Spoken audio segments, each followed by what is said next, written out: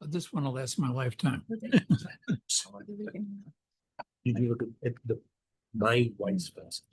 I can see she's got Sneaking off with my agenda. I'm seriously. so that means it's a big one. Is that yes? Because all the girls made her bigger. I mean, It's the third time. Well, No, I've thought about nope, it. not getting any better. Last year on me. Did you take my agenda? Thing we did this year. Oh, do you need one? And Like one, but I mean, I'll print you one. I've got a black screen. So Like high school. there's one too. Crossing bridge one time gets here. Sorry about that. On here. Okay, call the meeting to order of the Daviess County Board. Tuesday, July 14, 2026. At time is 7:02. Roll call. I didn't know everyone was in. Everyone is. Okay. Allendorf, Present. Ambrosia, Here. Bastian, Here. Bame, Present. Creighton, Yes. Dittmer. Here. Endress, Present. Diane Gallagher, Present. Lynn Gallagher. Here. Grizzoffi, Present.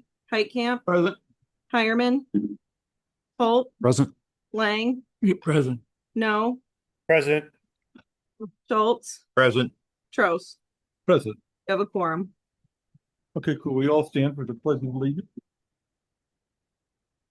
I pledge allegiance to the flag of the United States of America and to the republic for which it stands, one nation, under God, indivisible, liberty and justice for all.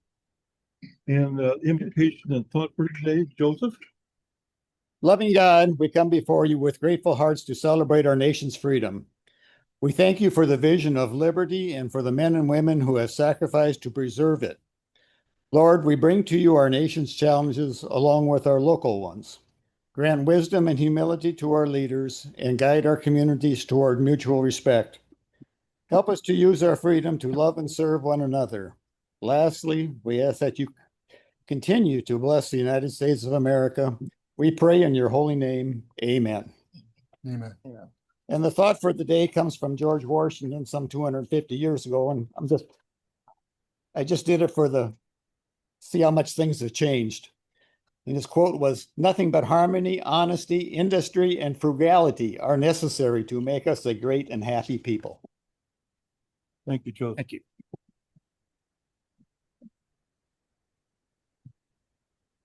Okay, after review of the consent agenda, I'd like to have a motion.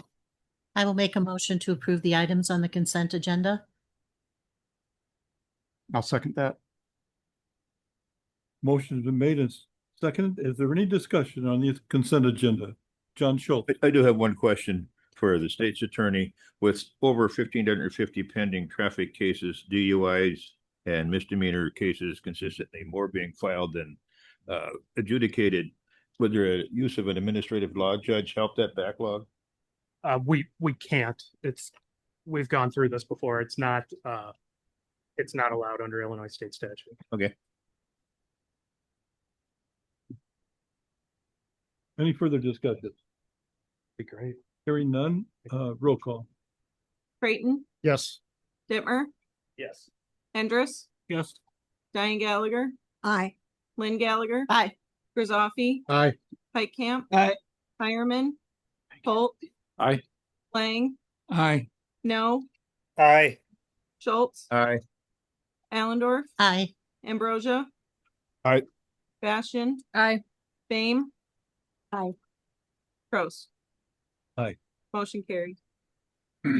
Okay, at this point of the meeting, we offer any citizens who'd like to come forward, and we'll give 3 minutes for any discussion from citizens. Sure. Do we have a? Should I fill this out first or after?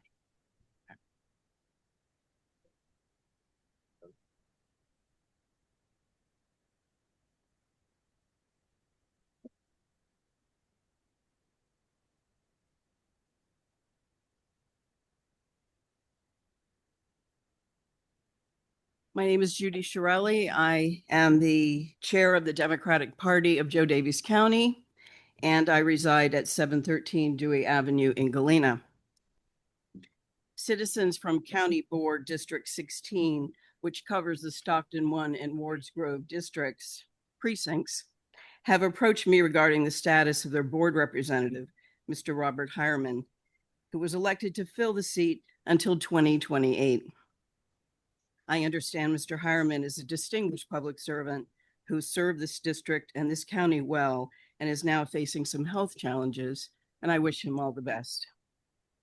Mr. Hireman has stated to friends that he has resigned from the board, submitted a written notice of resignation, and I'm questioning why this resignation has not been made public. According to Illinois election law, which I can cite, but I'm sure you know it, if a county board member resigns and someone from the same party is appointed to fill the vacancy and, quote, more than 28 months remain in the term, the vacancy appointment shall be until the next general election, at which time the vacated office shall be filled by election for the rest of the term. If Mr. Hireman has resigned, this information needs to be made public and his seat needs to be included on the ballot in November 2026. It is the right of the voters of District 16 to choose their board representative by election instead of members of this board deciding who will fill the seat. The 28-month period ends in a matter of weeks, and not making the resignation public leads one to believe that Mr. Hireman's status is being intentionally withheld from the public, so certain members of the board can choose who they want to fill the vacancy after the 28-month deadline passes. Voters in District 16 have the right to choose their representative for this board, rather than members of the board making the decisions as to who fills the vacancy and letting time run out. I request clarification regarding Mr. Hireman's status, and if he has resigned, official notification of the resignation as chair of the Democratic Party in this county, and an indication that his seat will be on the November 2026 ballot.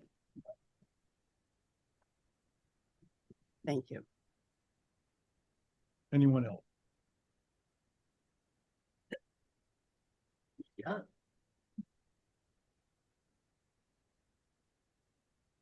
Anyone on Zoom that would like to comment? Okay, we'll continue on. There is no unfinished business. New business and committee reports. Discussion and possible action on a letter supporting the the Joe Carroll Depot Local Redevelopment Authority's Consolidated Rail Infrastructure and Safety Improvements, acronym CRISI, grant application for the Savannah Industrial Park Freight Rail Modernization Planning Project.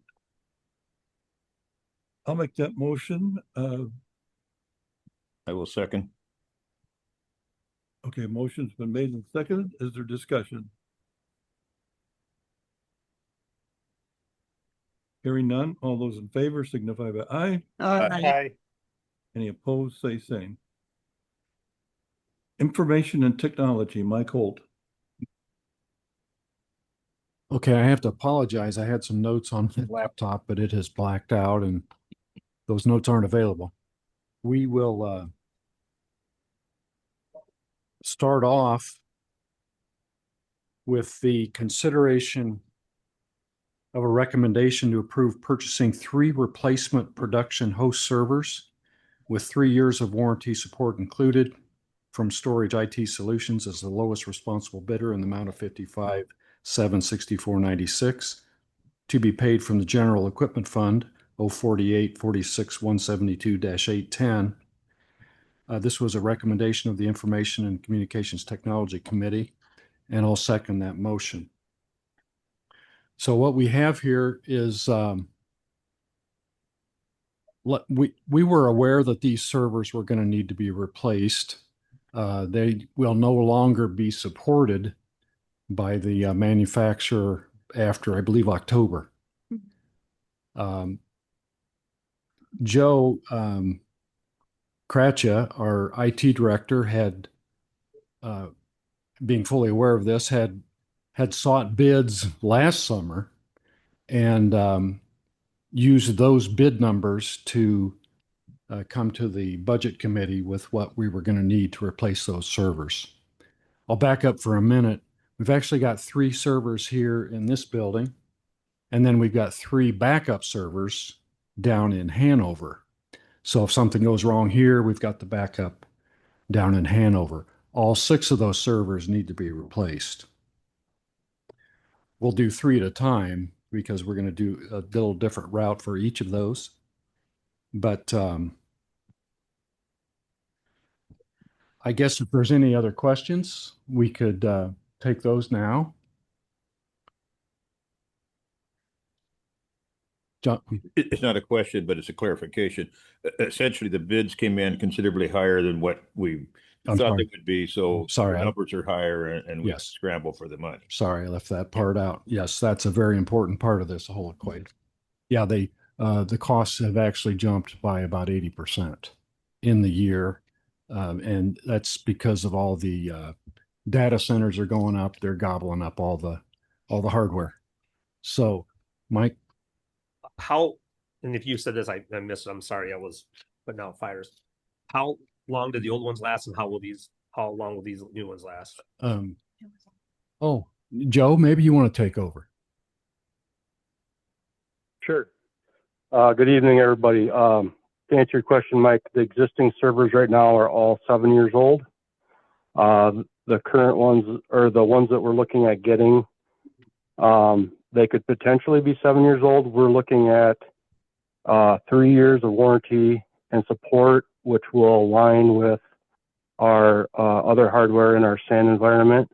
So everything would come due in 2029, and at that time, we want to see where the technology is at, because where things are going is it's becoming all inclusive, and our hope is that in 3 years from now, those prices might come back down a little bit, and we can reevaluate at that time. Thank you. Mike? Yes, go ahead. Go ahead, Diane. Well, I just had a question for Joe. Is that why you did not choose that 5-year warranty? Yes, it is. And I think you had mentioned before that even delivery timeframe was a little bit longer than you had expected. Yeah, depending. When we were looking at Dell, just at Dell, they were looking at 3 months or longer. These Lenovo's that we're having you guys consider right now, they would ship within a week or 2. They have them in stock. And same with the refurbished Dells that we'll be talking about next for the disaster recovery site. Those would ship probably within a week or 2 as well.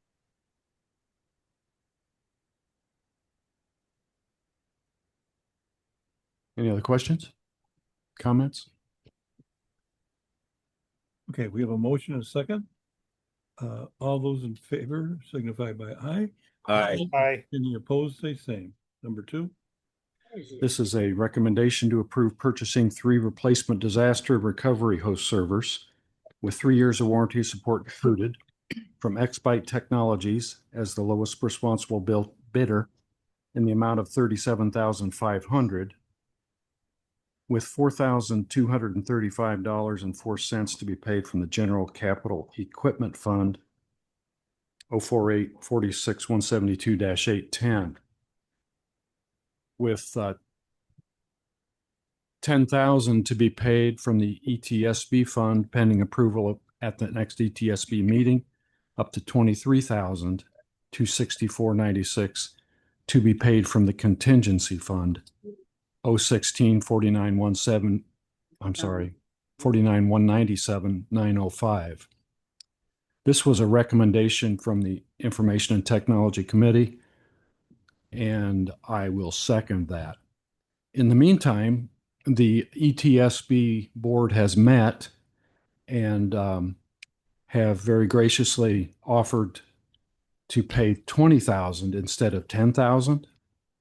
So what we would be asking for from contingency has then dropped $10,000 to be 13,264.96. So these, Joe, why don't you go ahead and explain why we're doing a different 3 servers down in Hanover than we are here in Galena. Sure. Down here. These don't have as much horsepower under the hood because we hope we never have to utilize them. They would be made available to get up essential services up and running if, a tornado went through Galena and took out the courthouse and the public safety building, or a fire or some sort of disaster. You hope you never have to utilize it, but you want to have that insurance policy in case you do. And so, again, these have, not as good of components as what we need in production, but we want to still have something available. And if I remember right, Joe, these are actually refurbished computers or servers, as opposed to the 3 here in Galena will be new. That's correct, Mike. They are refurbished, but they do include 3 years of warranty and support. So if a component goes bad, they'll be covered during that 3-year period. Any questions? Motion is made and seconded. There is no further discussion. All those in favor signify by aye. Aye. Aye. Opposed, stay same. Number 3. We have a recommendation to approve offering municipalities and lake communities, parentheses in our county, the opportunity to cost share on the 2026 orthophotography project with a 55% municipal and 45% county cost split. This is a recommendation of the Information Communications Technology Committee, and I'll second that. Go ahead, Joe. So this is something we've always done in the past. Our past 5 previous orthophotography projects. The thinking is, it started back in 2002, and the thinking was that the county wanted to be a good neighboring government body and then offer up this opportunity to communities, municipalities, lake communities in the county, that it would just be too cost prohibitive to do on their own. You look at in the packet, starts on page 113 through 121. We put together some information about it. We have some examples of how organizations have utilized it. Then we have some examples of the letter that we've sent out back in the past, as well as agreements for those, or those organizations that wish to participate. And then on the last page, on page 121, is a summary spreadsheet that shows who has participated over those different projects, and to note how the costs have come down every year. And it was back in 2021 at the June 2021 Information Technology Committee meeting. There was discussion at that time, and I remember specifically Bob O'Connor, for those of you who remember Bob. He was on the committee at that time, and then one thing that he felt was that the 50-50 split should maybe be adjusted to account for the county staff time that's spent managing a project and managing these types of agreements. It ended up at that meeting, they decided to stay with the 50-50 split, but then when we talked about it at our June meeting this year, it was decided the recommendation was to do the 55% for the municipalities and 45% for the county. Thank you, Joe. And you can see, if you can read the screen, that the costs are very much reduced from what they were when we originally started. So it's a very good deal for the town, for the communities. Mike? Yeah, can I second that? What Mike Holt just said, we paid for 6 tiles, and then we could use all of them, and it was, we use it all the time. So this is a very good deal. So By we, you mean the city of the village of Elizabeth, sorry, yeah. Diane? I just wondered, does this information get passed on to any of the other state or federal agencies? Good question. Joe? Only if there's an inquiry about it. Okay.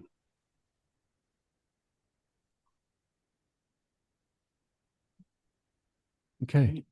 Further discussion? Hearing none, all those in favor signify by aye. Aye. Any opposed, say same. Okay, we have a recommendation to approve updating the county's GIS cost recovery policy as presented. This was a recommendation of the Information and Communication Technology Committee, and I'll second it. Sorry. Motion been made and seconded. Is there any discussion? Hearing none, all those in favor signify by aye. Aye. Any opposed, say same. Public Works, John Grisaffi. I have a consideration of a recommendation to approve a bid from Helm Group for the Guilford Township Hot Mix Asphalt Surfacing Project 26-08000-00-GM in the amount of $58,061.70 to be paid from line item 021-43146-601 maintenance supplies. Possible recommendation of the Public Works Committee meeting held July 14th, 2026, and I second the motion. John, that was 03. Remember, the number was changed. My correction, 03.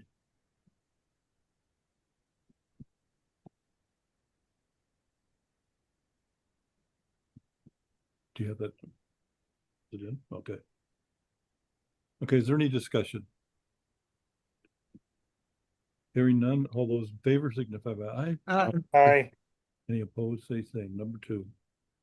Number 2, consideration of a recommendation to approve a bid from Kunal Implement for a 17-foot boom mower with joystick in the amount of $37,950 to be paid from line item 059-46174-810 equipment. Recommendation of the Public Works Committee meeting held on July 14th, 2026. I second the motion. Okay, the motion's been seconded. First, voted on and seconded. Is there any discussion? Hearing none, all those in favor signify by aye. Aye. Agree. Number 3, consideration of a recommendation to approve a resolution for the 2026 county engineer's salary in the amount of $125,000 with an additional $32,433 for IMRF, health insurance, and FICA. the recommendation of the Public Works Committee meeting held on July 14th, 2026, and I second the motion. Okay, motion been made and seconded. Is there discussion? Roll call. Dittmer, Yes. Endres. Aye. Diane Gallagher, Aye. Lynn Gallagher. Aye. Grisaffi, Aye. Heitkamp, Aye. Hireman, Holt, Aye. Lang, Aye. No, Aye. Schultz, Aye. Allendorf, Aye. Ambrosia, Aye. Bastian, Aye. Bame, Aye. Creighton, Yes. Trost. Aye. Motion carries. Number 4, consideration of a recommendation to approve a resolution for county 2026 MFT maintenance in the amount of $800,000 from line item 006-43142-601.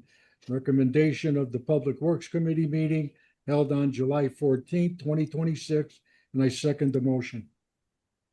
Motion's been made and seconded. Is there discussion? Hearing none. Roll call. Endres. Aye.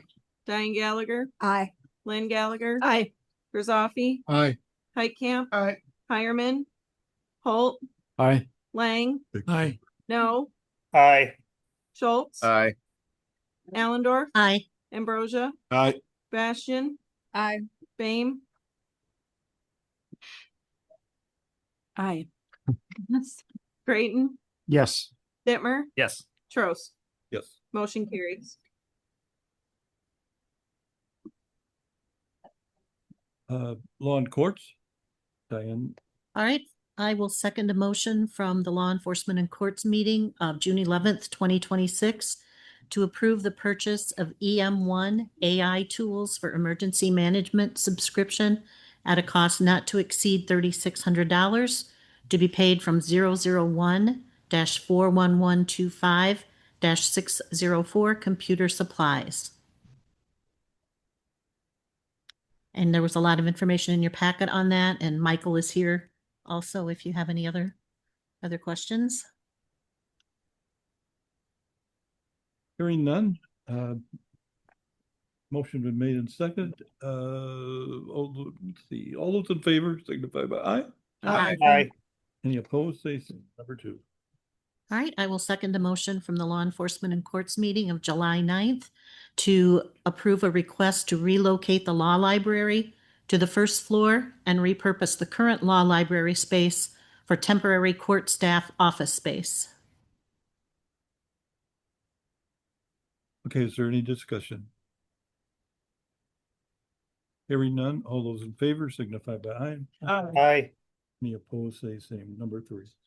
I will second a motion from the Law Enforcement and Courts Committee meeting of July 9th to approve an Illinois Emergency Management Mutual Aid System, IEMAS intergovernmental agreement for the purpose of coordinating resource deployment with participating Illinois counties during emergencies, disasters, and special events. And again, Michael is here if anyone has any questions.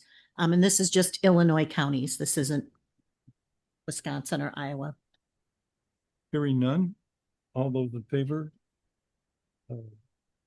Signify by aye. Aye. Aye. Any opposed, say same. All right, and then the next one is the resolution that goes along with that. I will second a motion from the Law Enforcement and Courts Committee meeting of July 9th to approve a resolution authorizing participation in the Illinois Emergency Management Mutual Aid System, IEMAS, pursuant to the Mutual Aid Intergovernmental Service Agreement. Motion's been made and seconded. Is there discussion? Hearing none, roll call. Diane Gallagher, Aye. Lynn Gallagher. Aye. Grisaffi, Aye. Heitkamp, Aye. Hireman, Holt, Aye. Lang, Aye. No, Aye. Schultz, Aye. Allendorf, Aye. Ambrosia, Aye. Bastian, Aye. Bame, Aye. Creighton, Yes. Dittmer, Yes. Endres, Aye. Trost. Aye. Motion carries.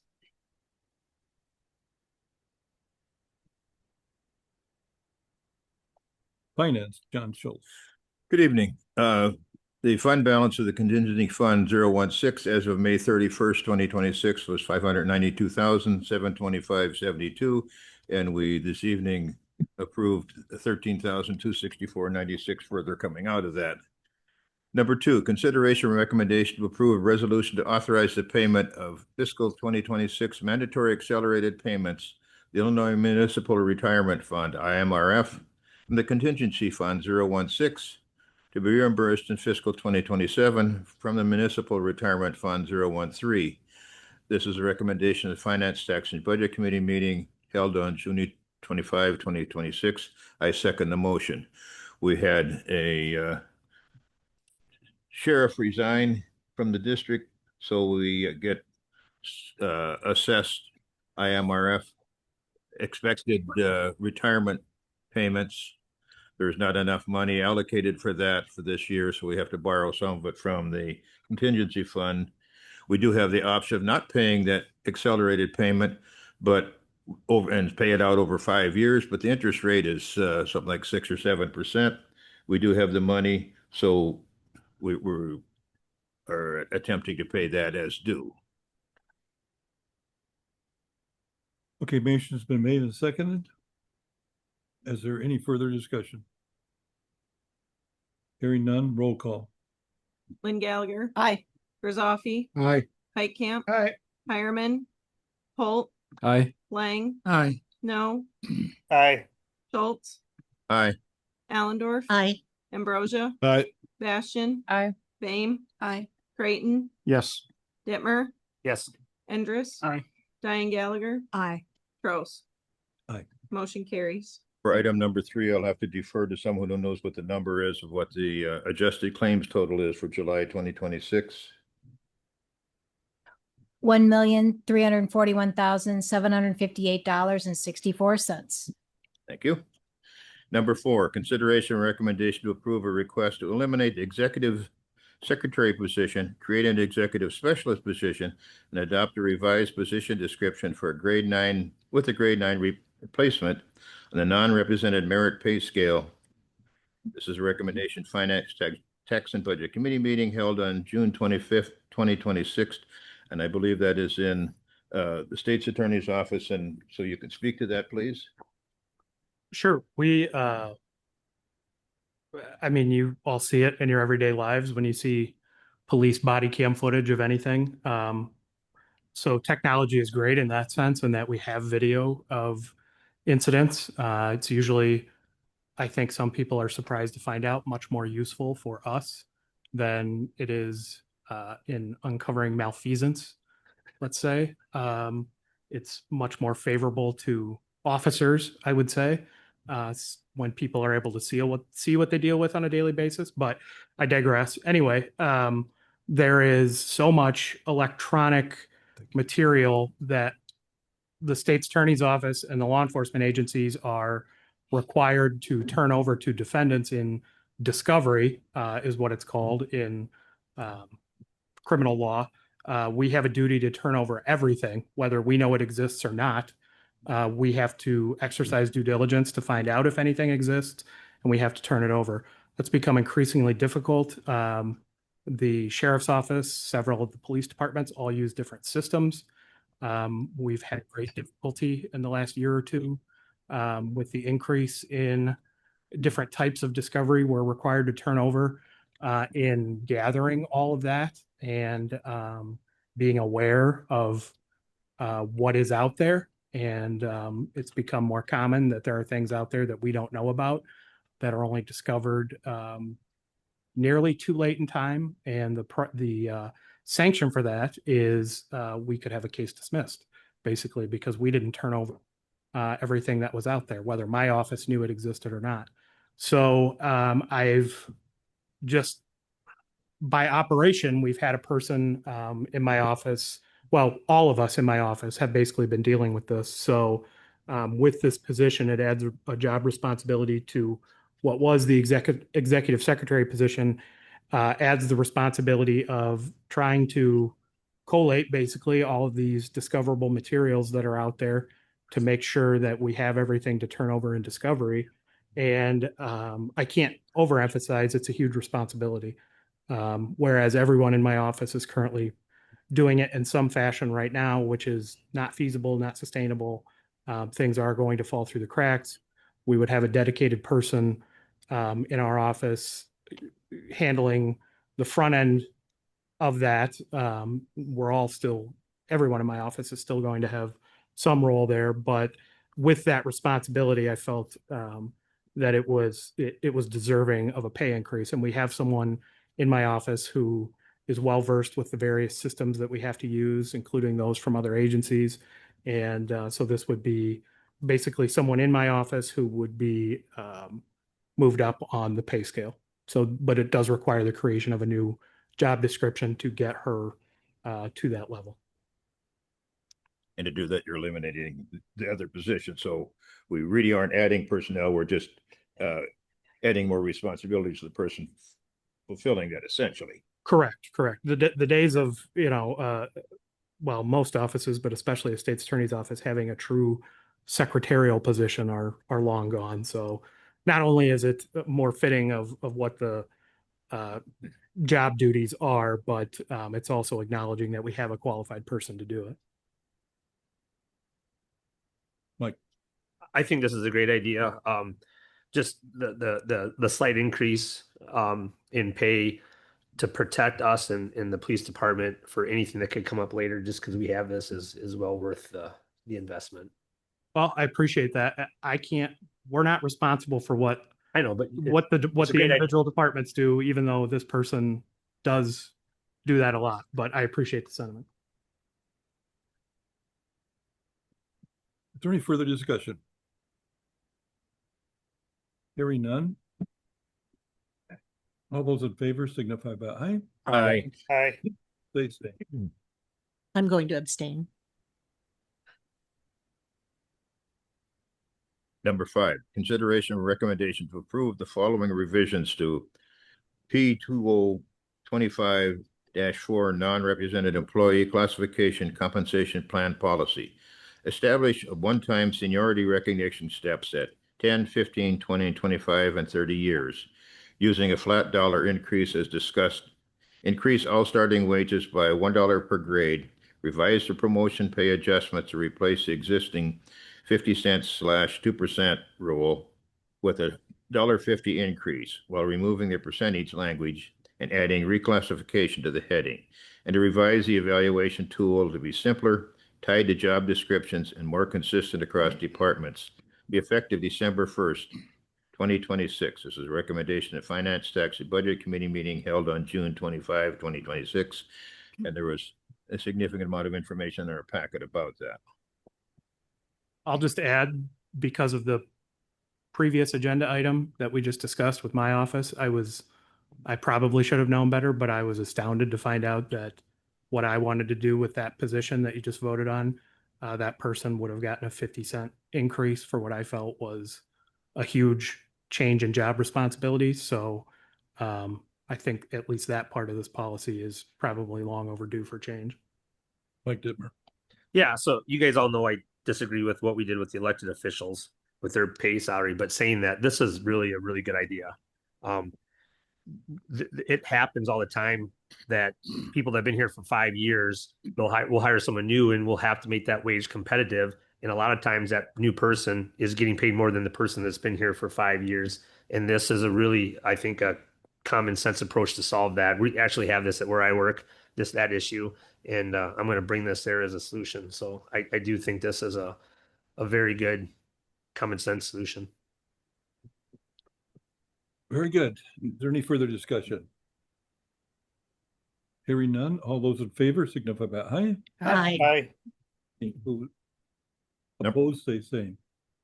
Number 6, since item 8E-.5 is approved, discussion of possible action to set implementation terms for the non-represented employee classification compensation plan and performance management evaluation merit pay policy.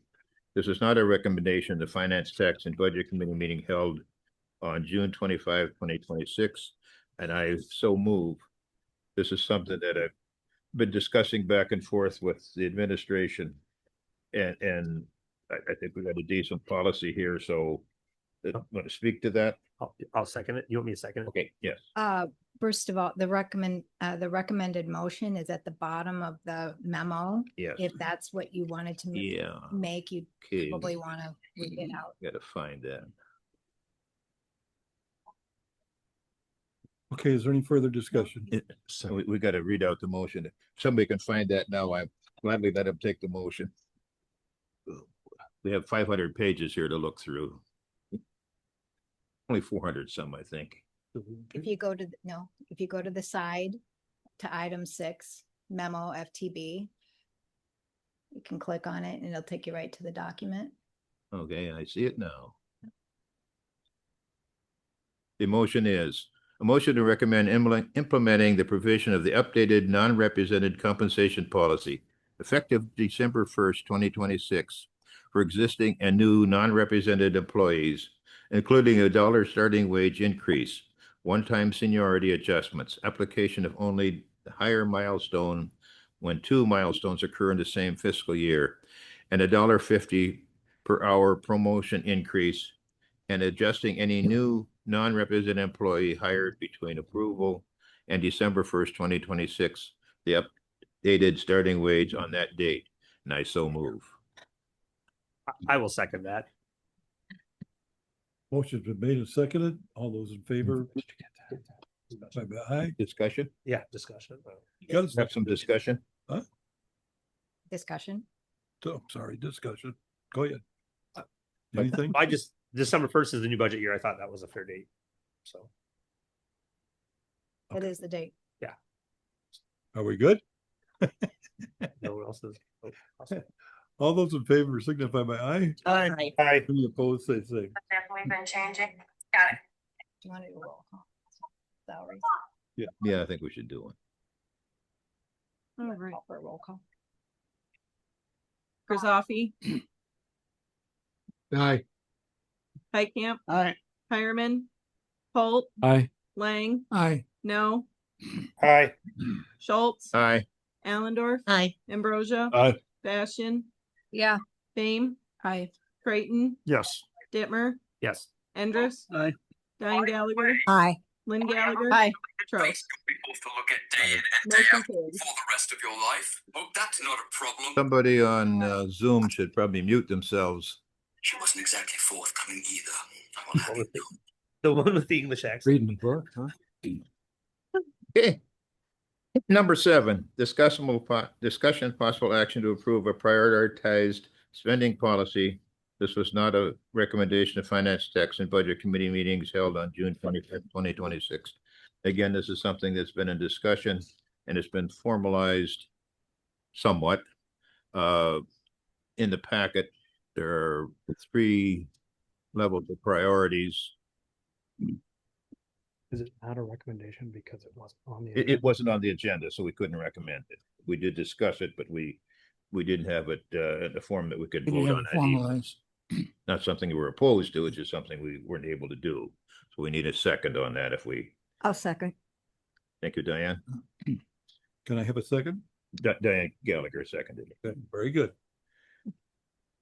Angie, would you like to take this one? Sure. As Mr. Schultz said, it's essentially just setting our spending priorities in order by priority. So when it comes to spending money, priority 1 is the essential services, funded first, required for safety, legal compliance, and daily operations, personnel, operating expenses, critical infrastructure and capital, essential information and technology. Priority 2, core community services funded after essentials, important for quality of life, which would be public health and human services, planning and zoning, economic development, routine infrastructure and planned capital, strategic information technology. Priority 3 are optional enhancements, funded only if money remains, enhancements, not requirements, which would include discretionary projects. So the implementation of this policy is essentially utilized during budget development. This would be the benchmark against all expense requests. Is it tier 1? Is it tier 2, priority 3? And then in the policy, we provide for an annual review by the Finance, Tax, and Budget Committee. And that is essentially it in a nutshell, if anyone has any questions. Diane. Oh. Well, I just wanted to be very appreciative of the efforts because I think this is really describing what we've been doing informally for years. And it just puts into a clear format the kind of the vision that the board has set when they did their goal setting. Thank you, Diane. Excellent comment. Mr. Dittmer as a Mike. Yeah, no, I think we need to put this back in the committee and discuss this more because, and have the board and the committee actually make the priorities. I don't know where the priorities came from. If it was old, I mean, I'm not saying I disagree with them. I just think it should be done more than the short discussion we're having now. Follow the committee process. Second, my other issue with this too is if we pass this, do we have to? I mean, do we have to follow? What if, like with democracy and things change? Maybe we want to change it. That I think that takes our sovereignty out of. I mean, our as elected officials, it takes us. I mean, we're just rubber stamping everything, and we have to follow this all the time. So, I think this needs to be discussed a little longer. So, I think at the finance committee meeting, we already kind of outlined this, but we didn't have it in a formal document. And I think this is what we need.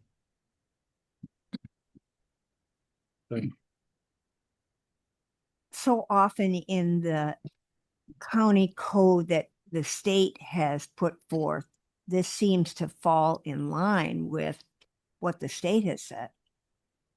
Well, there are expenses that you are legally mandated to incur. Salaries, operating expenses such as fuel, utilities, road salt, mandated equipment, jail operations, courthouse operations. Critical infrastructure is emergency road and bridge repairs, structural failures. Those are all priority one expenses. That's where the money goes first. And that's what you've been doing. This essentially, like you said, you're just memorializing what you already do. And there's some things that the county can do that others can't do. And that is our role. Our role is the law enforcement, the taking care of the roads, the major things. Mr. Creighton. I think this will make a good companion document to the capital plan. Not that this is going to be chiseled in stone, and it is it's a guidepost, not a mandate. But I would support adopting this as a framework moving forward. Okay, so with what John just said there, I mean, if this is policy versus a guideline, isn't that different wording in that or not necessarily? I'm just kind of curious, kind of like how what Mike had said, you know, as far as, okay, if we need to stray from one or the other, I'm just curious on how that, you know, when we put it into a formalization versus just having it as okay, here's just the guideline that we came up with and this is what it is. And if we need to, you know, maybe. You essentially already stated in your audit every year. I mean, these are governmental accounting standards to a degree.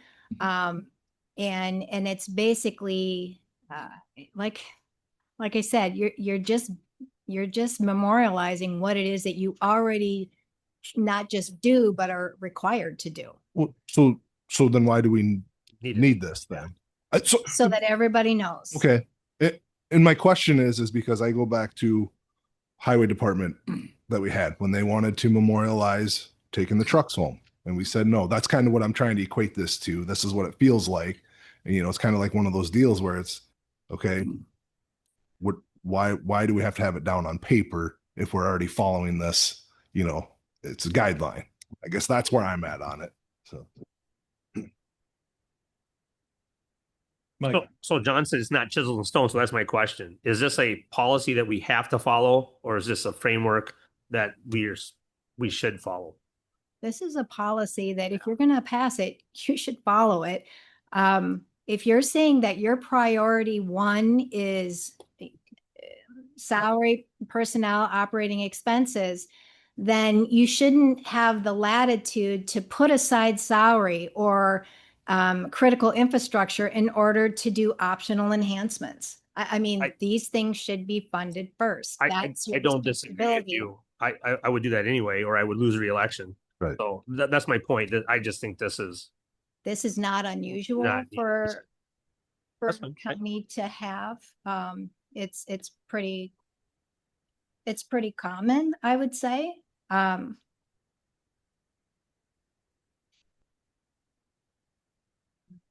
Okay, any further discussion? We have a motion and a second on the table.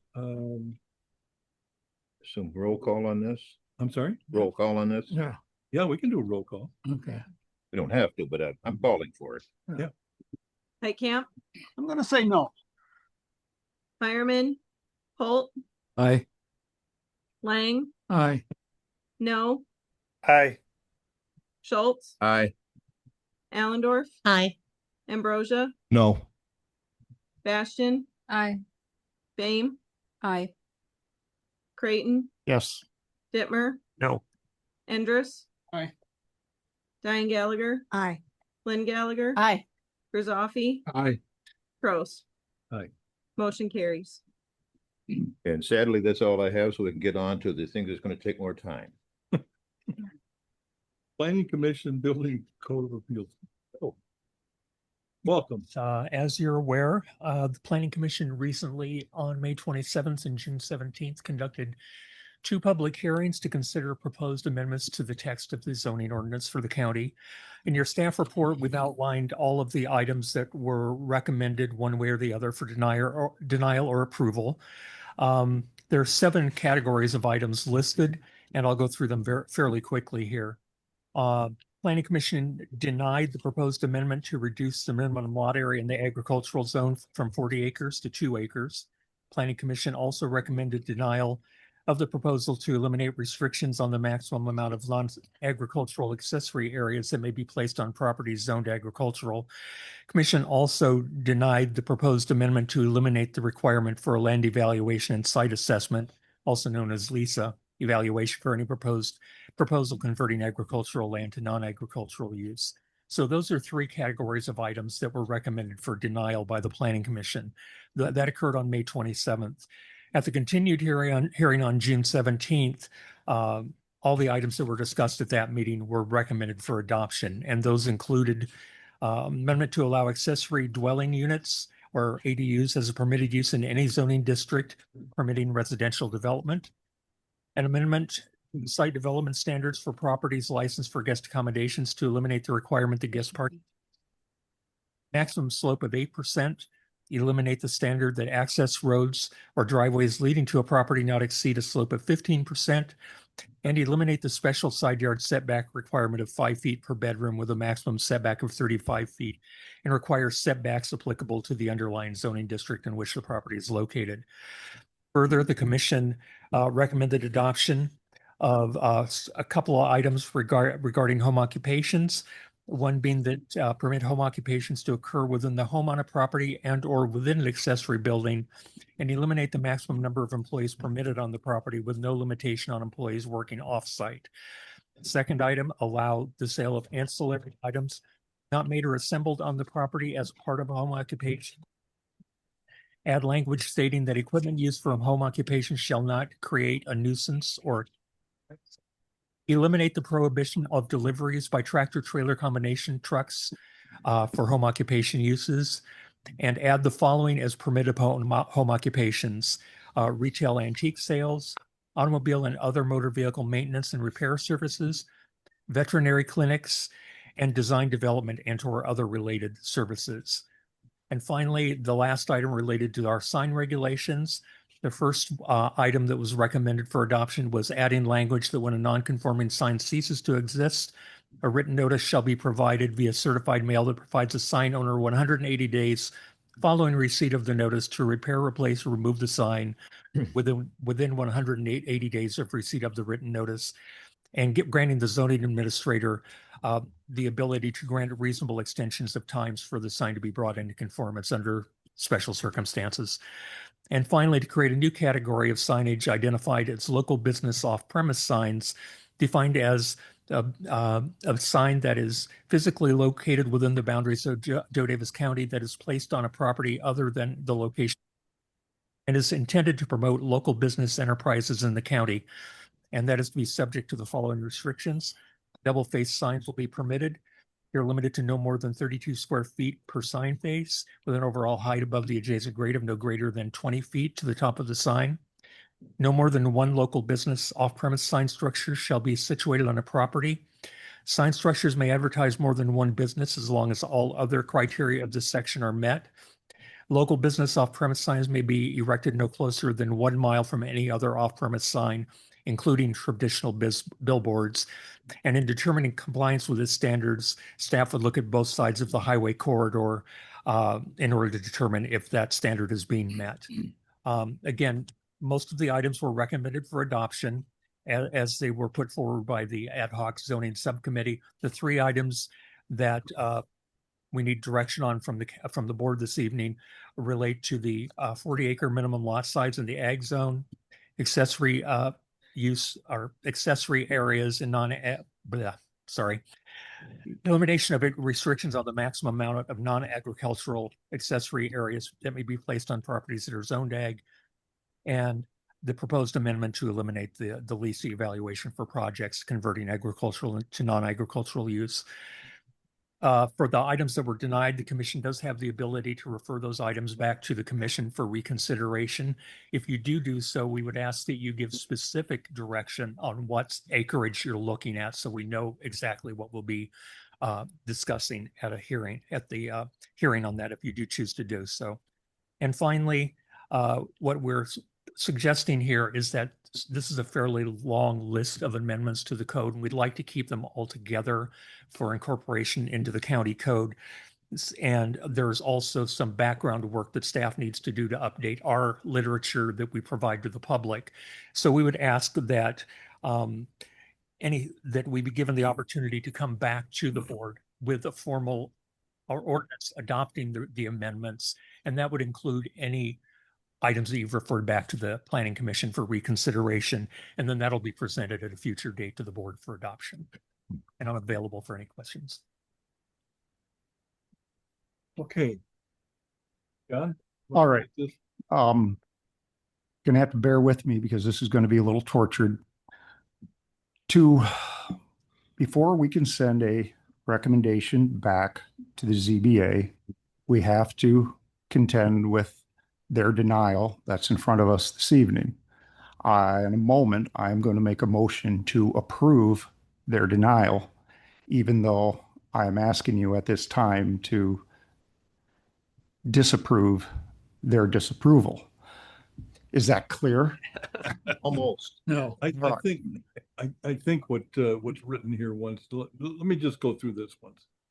A motion to approve the recommendation to deny the proposed amendments to reduce the minimum lot area in the agricultural zone from 40 acres to 2 or whatever is decided in there, for amendment to the Daviess County zoning ordinance Title 8 to be consolidated into one comprehensive ordinance for full presentation in September to take effect at a date to be determined. In other words, we need to make a motion to deny. If it doesn't pass, then if you don't agree and don't want to approve the denial, this has to be voted down. Then a motion to refer the recommendation to deny the proposed amendment to reduce the minimum lot acreage and agriculture ag zone from 40 acres to 2 or whatever is designated back to the Planning Commission. Zoning Board of Appeals with direction to conduct a public hearing to consider an option of a minimum lot area of blank area acres. So does everyone We need to, we're going to make a motion to approve the ZBA recommendation. As soon as we get a second on that, I'm going to ask that this board reject this motion. At that point, we can have a discussion on what we choose to send back to the ZBA. Is that Say that one more time. okay? I am going to make a motion. I am making a motion right now to approve the ZBA recommendation to deny our 40-acre rule changes. We will. You're recommending that we, your motion is that we accept what's presented to us. Yes. Okay. And I will second. I'm going to, okay. We have a motion made and seconded. Now, I'm going to ask that we all vote this down. And after we vote this down, we can have a discussion amongst ourselves on what we wish to send back to the ZBA. Is that clear to everybody? Now, right now, You can't, no, you can't have a discussion to formulate a motion. You No, have. we have a motion. We have a motion to approve the recommendation of the ZBA. I'm saying if it is voted down, if your approval to deny the proposed amendment is voted down, you can't have discussion on formulating a second motion. You have one written here, which is, as far as I'm concerned, I guess it's fine, but you can't have a discussion to formulate another motion because that's an action item that isn't on the agenda. I mean, if it flows organically from whatever happens here, that's fine, but you can't formulate a motion that isn't on the agenda. So by discussing it openly is my point. So what you have here as the first motion is correct as far as how the board should consider what the zoning board has done, but it's not an open meeting to formulate alternatives. If you want to make the motion you have here second, that's fine, but not a discussion to formulate new policy, essentially, is what I'm saying. So what are our options? Yeah. We can accept this, we can deny it in total, or we can send it back to them. Correct. So if we choose to send it back to them, with recommendation. we need to make a recommendation at that point. That's what they asked for. Correct. Okay. All right. That's what the discussion will consist of. John. now this is the recommendation to go from 40 acres to 2 acres. No, just keep it at 40. No. The recommendation that the ad hoc sent to the ZBA was to go from 40 to 2. The ZBA rejected that outright and sent it to us Change to it. with no change. Now what I'm thinking is going to happen here is we will reject the ZBA's recommendation and send a new recommendation to them. Am I I on think track here? so, because the recommendation is to deny, and we've always been told we can't change the recommendation, right? Correct. Okay, so you have to vote on the recommendation to deny. So if then you vote it down, our understanding was there would be the ability to refer it back to the planning commission or the planning development staff with guidelines on where you want them to start working again. Is that not correct? Well, as I said before the meeting, this is going off of the county code. This isn't my opinion in terms of how this should go. This is how the county code's written. So as I told several board members, look at what the county code says. You can approve, deny, or send back. So I guess it's an effect of if you, let's say, deny, if you, all this explanation has made this even more convoluted. Look at the language in your agenda. That's what you're doing. There, you don't need to add surplus language there. Your motion should be to deny the proposed amendment to reduce the minimum lot area. You're basically accepting what the zoning board has done. You're saying we are denying. If you want to then have a motion after that to send it back, I think that's fine. My comments were intended to clarify, this isn't a meeting to formulate what that is going to be. That's not, I think, how this system is supposed to work. Send it back without a recommendation. What would be the proper way to go about coming to that consensus as a board, what the recommendation we should send to the zoning board? I think he. Does it have to be a new agenda item You can, I mean, at a later meeting? it's Robert's rules. You can't have a discussion about an item that doesn't exist yet.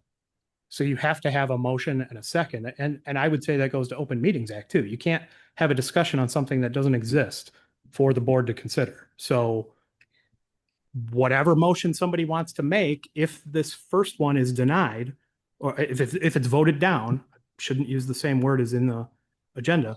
If it's voted down, whatever motion somebody wants to make after that, they're entitled to make. If it's seconded, then consider it. If it dies for lack of a second, and so on. But again, my core point here is you can't discuss something that doesn't exist. So there has to be a motion and a second for something. Can I ask Bill a question? Yeah, I'm actually at the mic, so yeah. Perfect. Well, camera wasn't there yet, so I just wanted to. So if the board were to approve as written the denial, does that, because you were asking for recommendations anyways, does it then go back to? Does the default kind of go back to you guys anyways for more clarification, or? My understanding, if there's no additional motion made and the motion that's on the floor to accept the denial of the recommendation, that would stay. There has to be an active motion to refer it back if someone wants to do that. The question I have is still not clear to me. I know the commission, when they have the discussion, is going to want some understanding of what the realm of interest is in terms of acreage. Is it possible for the second motion to be whoever makes the motion that they can actually state to consider an acreage of such and such? Can they do that? Or are you saying no? I'm not making a recommendation one way or the other. I'll have to see it's not for me to decide. Whatever motion somebody wants to make, we're just going to have to see. But the question is, if we vote this down, what can we then do to get what we wanted done? Then you'll have to make this second motion. It's basically a motion to. You're basically reconsidering the first one with caveats, is essentially what you're doing in a second motion. Okay, we have a motion to approve on the floor. It's been seconded. If I'm hearing Chris right, we have to deal with this before we can move on to any following actions, correct? Correct. Thank you. So you made the motion? We made a motion to approve the denial. Who seconded? John Schultz. And John Schultz seconded that. Second. Okay, whoever. Can I muddy the waters even more by asking, Is there any? can we separate the first three from the remainders? I would recommend you do the first five individually and then do Romanet 6 and Romanet 7 as a group and treat it as the consent, treat those two like a consent agenda. If somebody wants to remove something from there, they can with a motion and a second. That's just a suggestion. You don't have to follow that at all, but I think it would be simplest to do the first five individually and then do 6 and 7 as blocks. All right. Like I said, we have a motion to approve the ZBA denial of the revisions to the 40-acre rule. And I am going to ask everybody to vote no on this. Do I want to vote? So we're just considering the denial of just the first item. Just the first item. Mike. Yeah, I agree with John to vote no on this, on the approval to deny it, because what I've learned with our meeting that we had with our constituents and everyone that's coming here, we need to get this right. And 40 acres isn't right. And even though I'm for 2 acres, that might not be right either. I think that we need to keep working the process. So I do urge everyone to vote no on this with Mr. Crichton, and then we can discuss later what to send back to the ZBA to discuss so we can get this right. I guess clarification, I for understanding, isn't the denial isn't saying we can't send something to them for work in a second motion, right? The denial is just accepting the changes that were proposed at that time, right?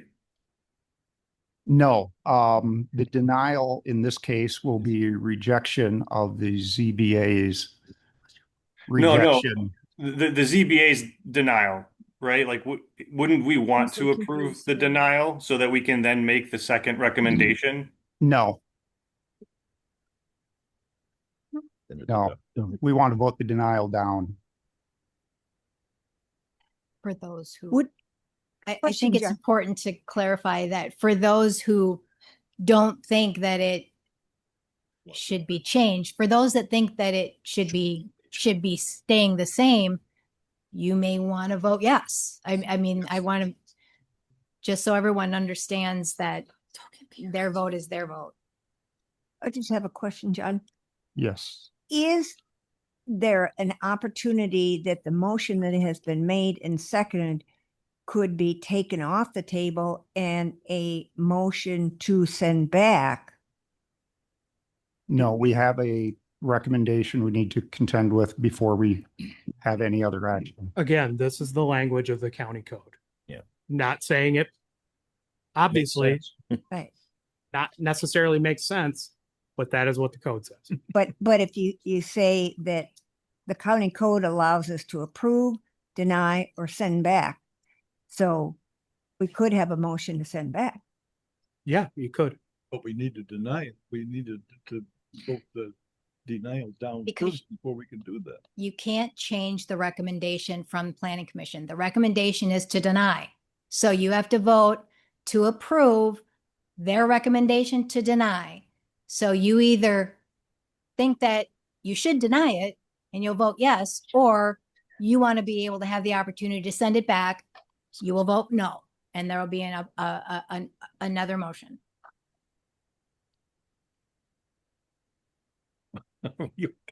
Okay, I think we should call a roll call here. Yes. You can't. No, you can't. Order. No. Sorry, I apologize, but So, so if you like 40 acres, vote yes. If you want to send it back, vote no. Perfect. Easy. All right, you ready? Hireman, Holt, No. Lang, Yes. no, Yes. Schultz, No. Allendorf, No. Ambrosia, No. Bastian, No. Bame, No. Creighton, No. Dittmer, No. Endres. No. Diane Gallagher, No. Lynn Gallagher, Aye. Grizoffy, no, Heitkamp, No. Trost. No. Motion fails.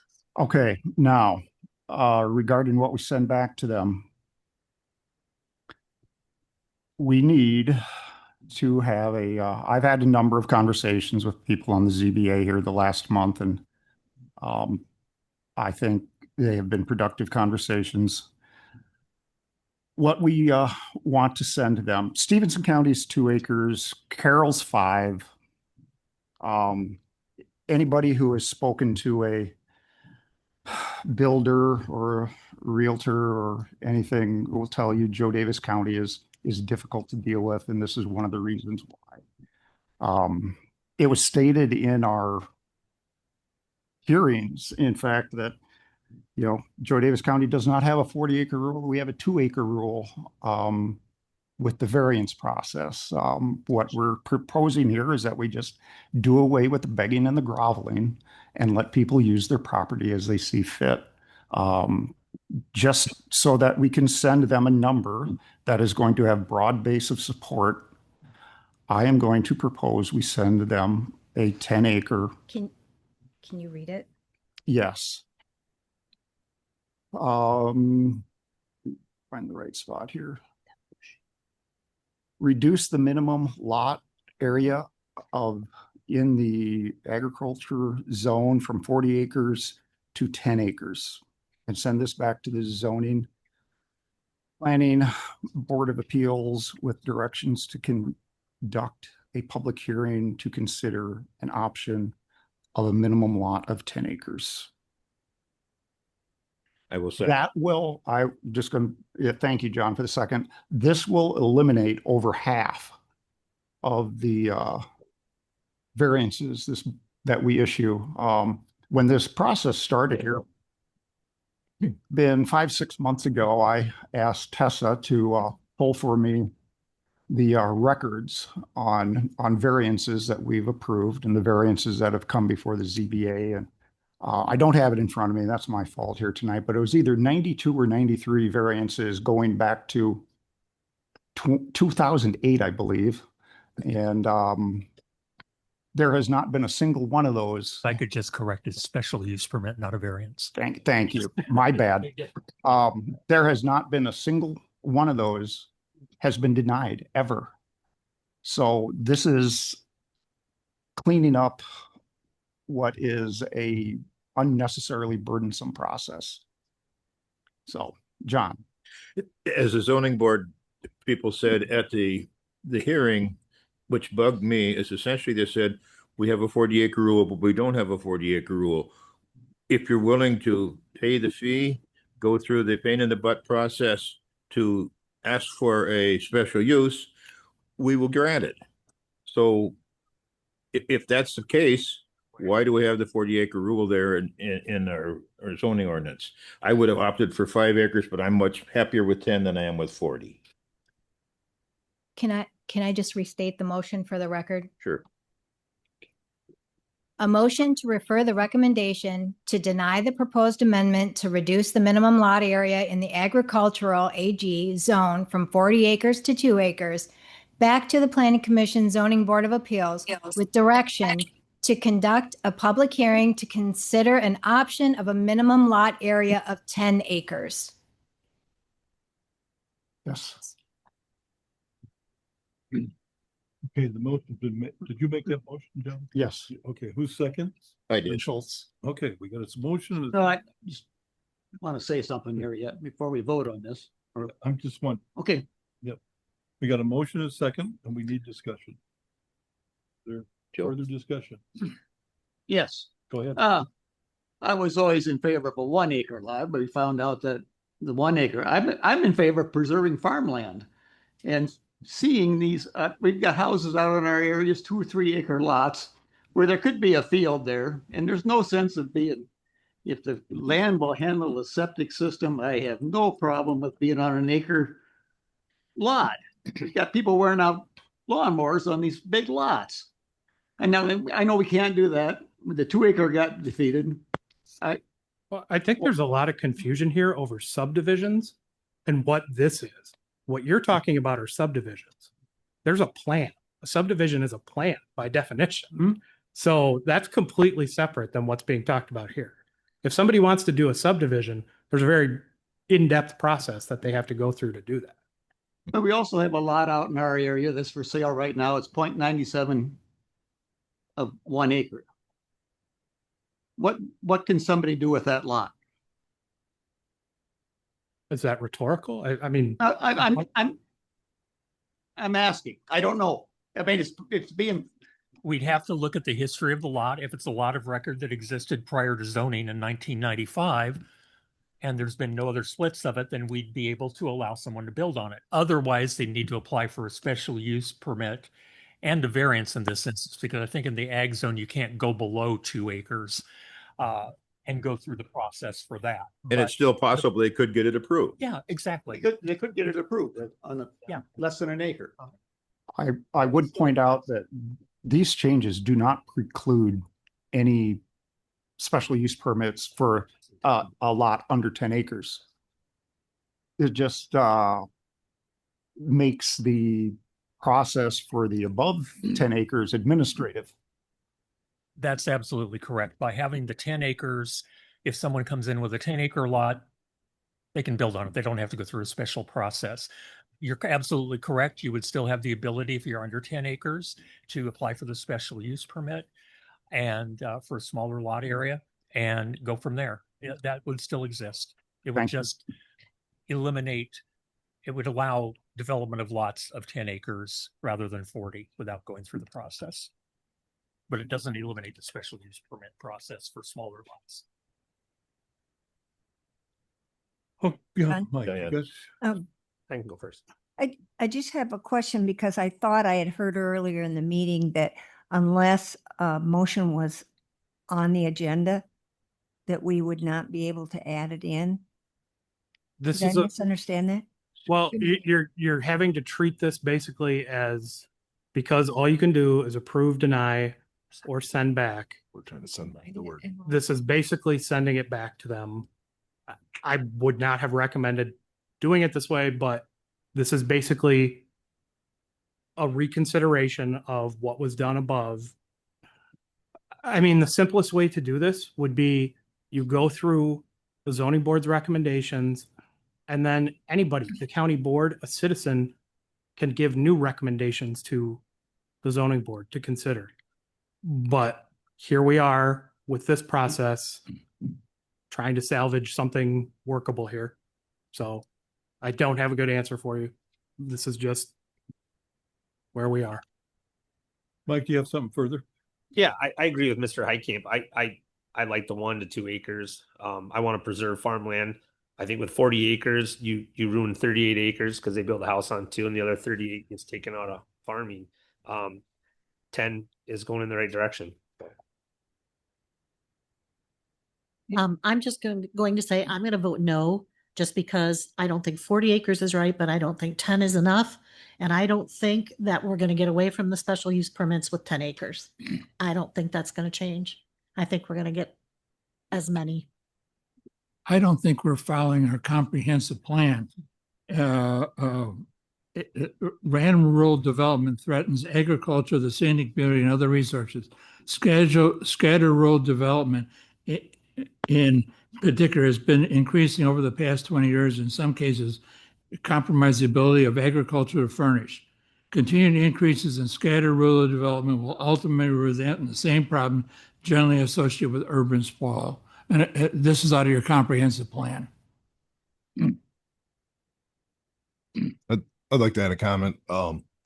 I personally am kind of gone the other way as more I've dove into this, and I'd almost like to see it raised because I feel like, everybody thinks it's a 40-acre rule. You can't build on less than 40 acres on a lot of people I talk to. I'd almost like to see something like 160 acres and then push everybody through a special use. Is that what I'm using the correct term? Yeah, special use permit. But we just need to figure out on how we change that process of speeding that up. I feel like that's just my opinion. Like, Yeah, I mean, I'm not saying Diane's wrong or Jake's wrong. I think I want to see the process. Whether we send 160 or Diane didn't say number 20 back or whatever back.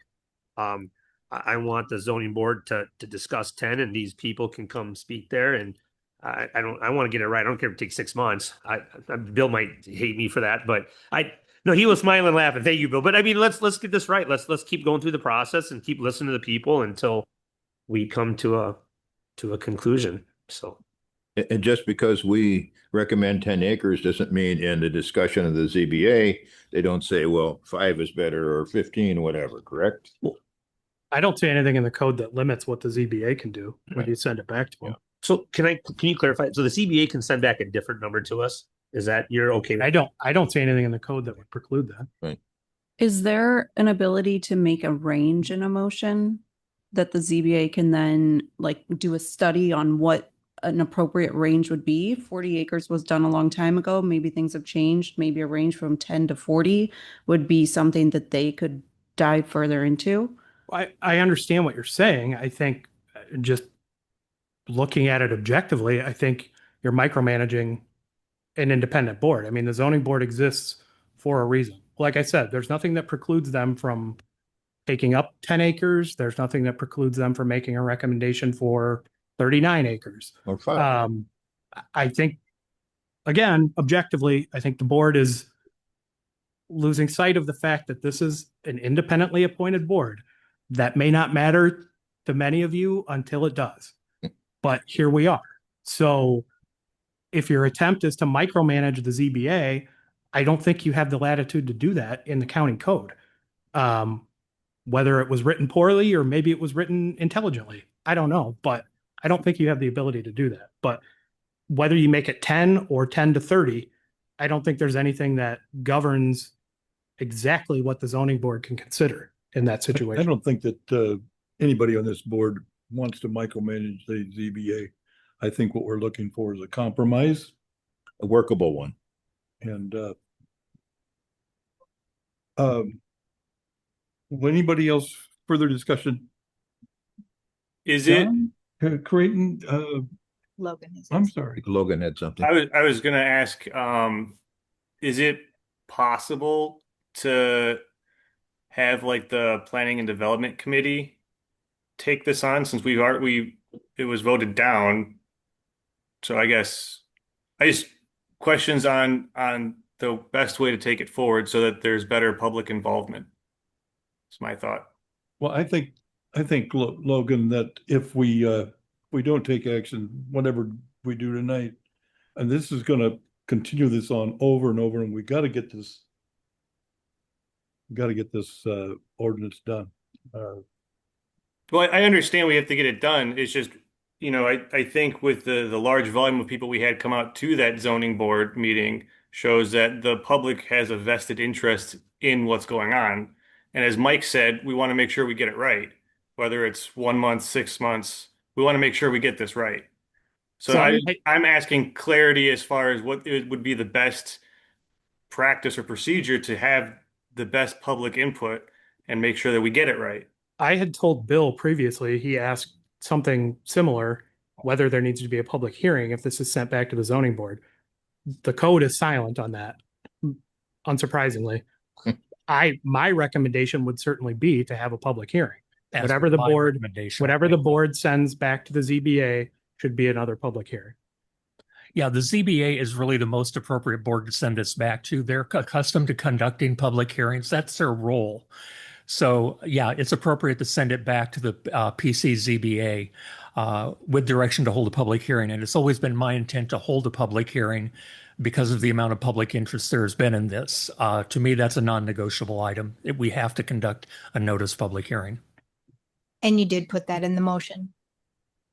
And whatever acreage we put in this tonight doesn't prohibit the ZBA from putting that's what they're going to do. Put whatever acreage they feel is appropriate, and then bring it back to us. And I'm hoping, it's my hope that we can compromise on this some way.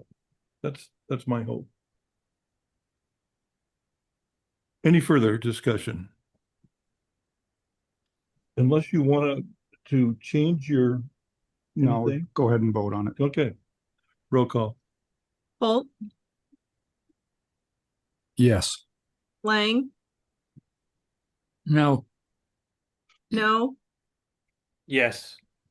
Schultz, Yes. Allendorf, No. Ambrosia, Yes. Bashan, Yes. Bame, Yes. Creighton, Yes. Dittmer, Yes. Endres, Aye. Diane Gallagher, Aye. Lynn Gallagher, No. Grizoffy, Yes. Heitkamp, Aye. Hireman, Trost. Aye. Motion carries. Okay, thank you. Second item. Voting on the denial of the proposal to eliminate restrictions on the maximum amount of non-agricultural accessory areas that may be placed on properties zoned agricultural. I forget exactly what that number is. Is it 20% or 30? I'm trying to think if it's under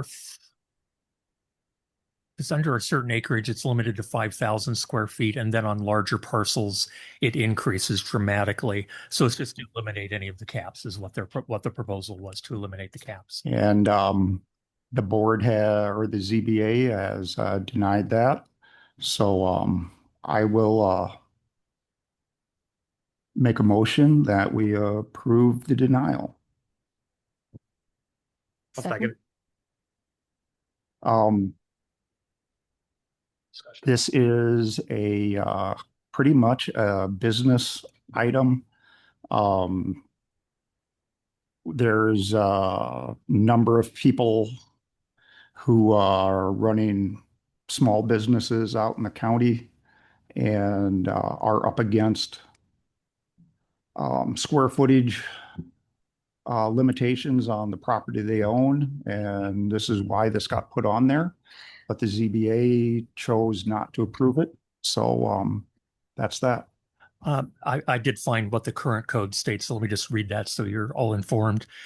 For non-agricultural accessory area on lots less than 5 acres, your maximum is 5,000 square or less than 5,000 square feet of accessory use area.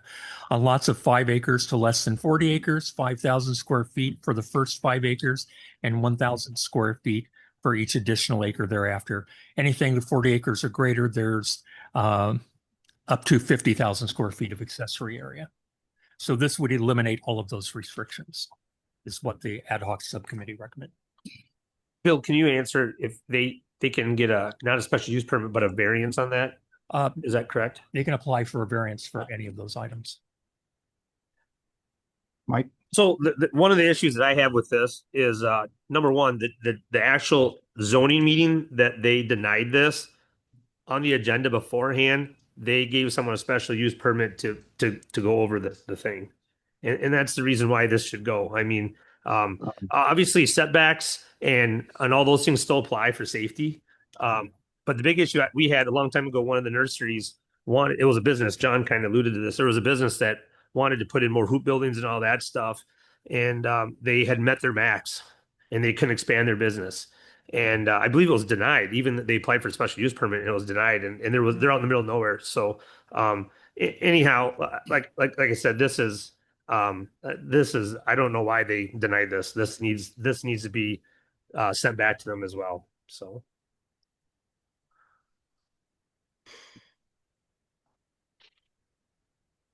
Did we get a second on? I second. Okay. Roll call. Roll call, I guess. Lang, Yes.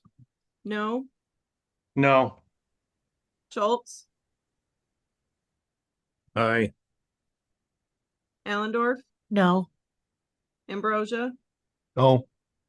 Bastian, Yes. Fame, Yes. Creighton, No. Dittmer, No. Endres, Nay. Diane Gallagher, Nay. Lynn Gallagher, No. Grizoffy, No. Heitkamp, No. Fireman, Holt, No. Trost.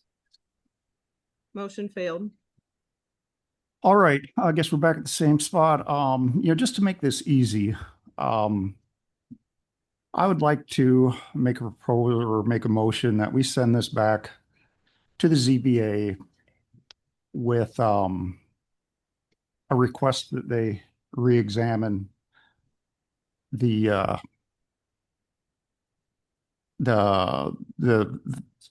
5,000 acre or 5,000 foot cap on a 1 acre lot or what did you say? That's up to 5 acre lot? Yes. A 5 acre lot is 200,000 square feet. To be capped out at 5,000 feet is silly. But I'm actually okay with allowing the ZBA to make a judgment call on that. Anybody have a problem with doing it that way? John Schultz? I don't have a problem, but I would think a percentage of the surface would be a better number than square footage. I think you're right. Because 5,000 square feet on a 1 acre lot is a little less than a little more than a tenth 5,000 square feet on that 5 acre is about 1/50th of that surface. Regardless, you need a motion in a second. Right. And that was your motion. Do you have a second? I'll second it.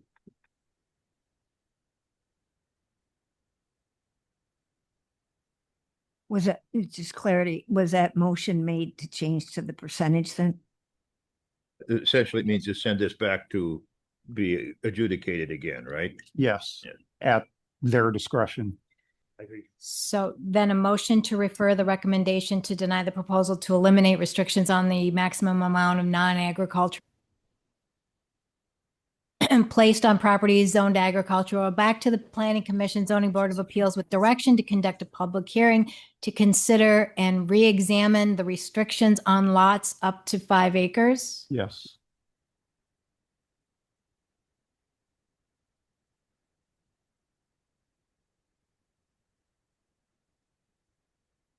Did you get a second? Yeah, Yes. John Schultz. So roll, please. No. Yes. Schultz, Yes. Allendorf. Yes. Ambrosia, Yes. Bastian, Yes. Fame, Yes. Creighton, Yes. Dittmer, Yes. Endres, Aye. Diane Gallagher, Aye. Lynn Gallagher, Aye. Grisoffi, Aye. Heitkamp, Aye. Hireman, Holt, Aye. Lang, Aye. Trost. Aye. Motion carries. Thank you. Third item. Deny the proposed amendment to eliminate the requirement for a land evaluation and site assessment, LISA, evaluation of any proposal covering agricultural land to non-agricultural use. It was decided that they wanted to keep this. In my mind, this is vestigial organ like an appendix, but they chose to keep it. So I make the motion that we approve their denial. Okay. We need a second. So that we could discuss it, I will second it. Thank you. I'll make an observation here that if you've been following the issue with data centers at all, LISA is one of the explicitly recognized criteria that Illinois courts have upheld in restrictions or upholding a government body's denial of something. So to call it a vestigial organ, that may be your opinion, but it is one of the concrete analytical tools recognized by Illinois courts for formulating zoning planning type decisions. So to get rid of it, I think a valid comparison in that sense is to look at data centers. If you're going to get rid of what is recognized by courts as a valid analytical tool, you're going to have the same issue with data centers. Whether you want them or you don't, it all comes down to how well written are the county's zoning ordinances in, if you don't want them, in keeping them out. If you do want them, it's not that big of an issue, but LISA is recognized by Illinois courts. So I think stripping that away with no real justification, I think you've got to look at the longer term ramifications there. Well, I actually do not have any real problems with leaving the LISA scores in place. The core of the proposal to get rid of it in the past was that it has not been used as a determining factor in zoning cases that have come before us. I'm not saying it doesn't have value. I'm saying it hasn't been used. It gets used in every zoning meeting I've sat in. But it's not as a deciding factor. Determinant. If I I seem recall, to acknowledge it. Like I said, I have no problem leaving it in place.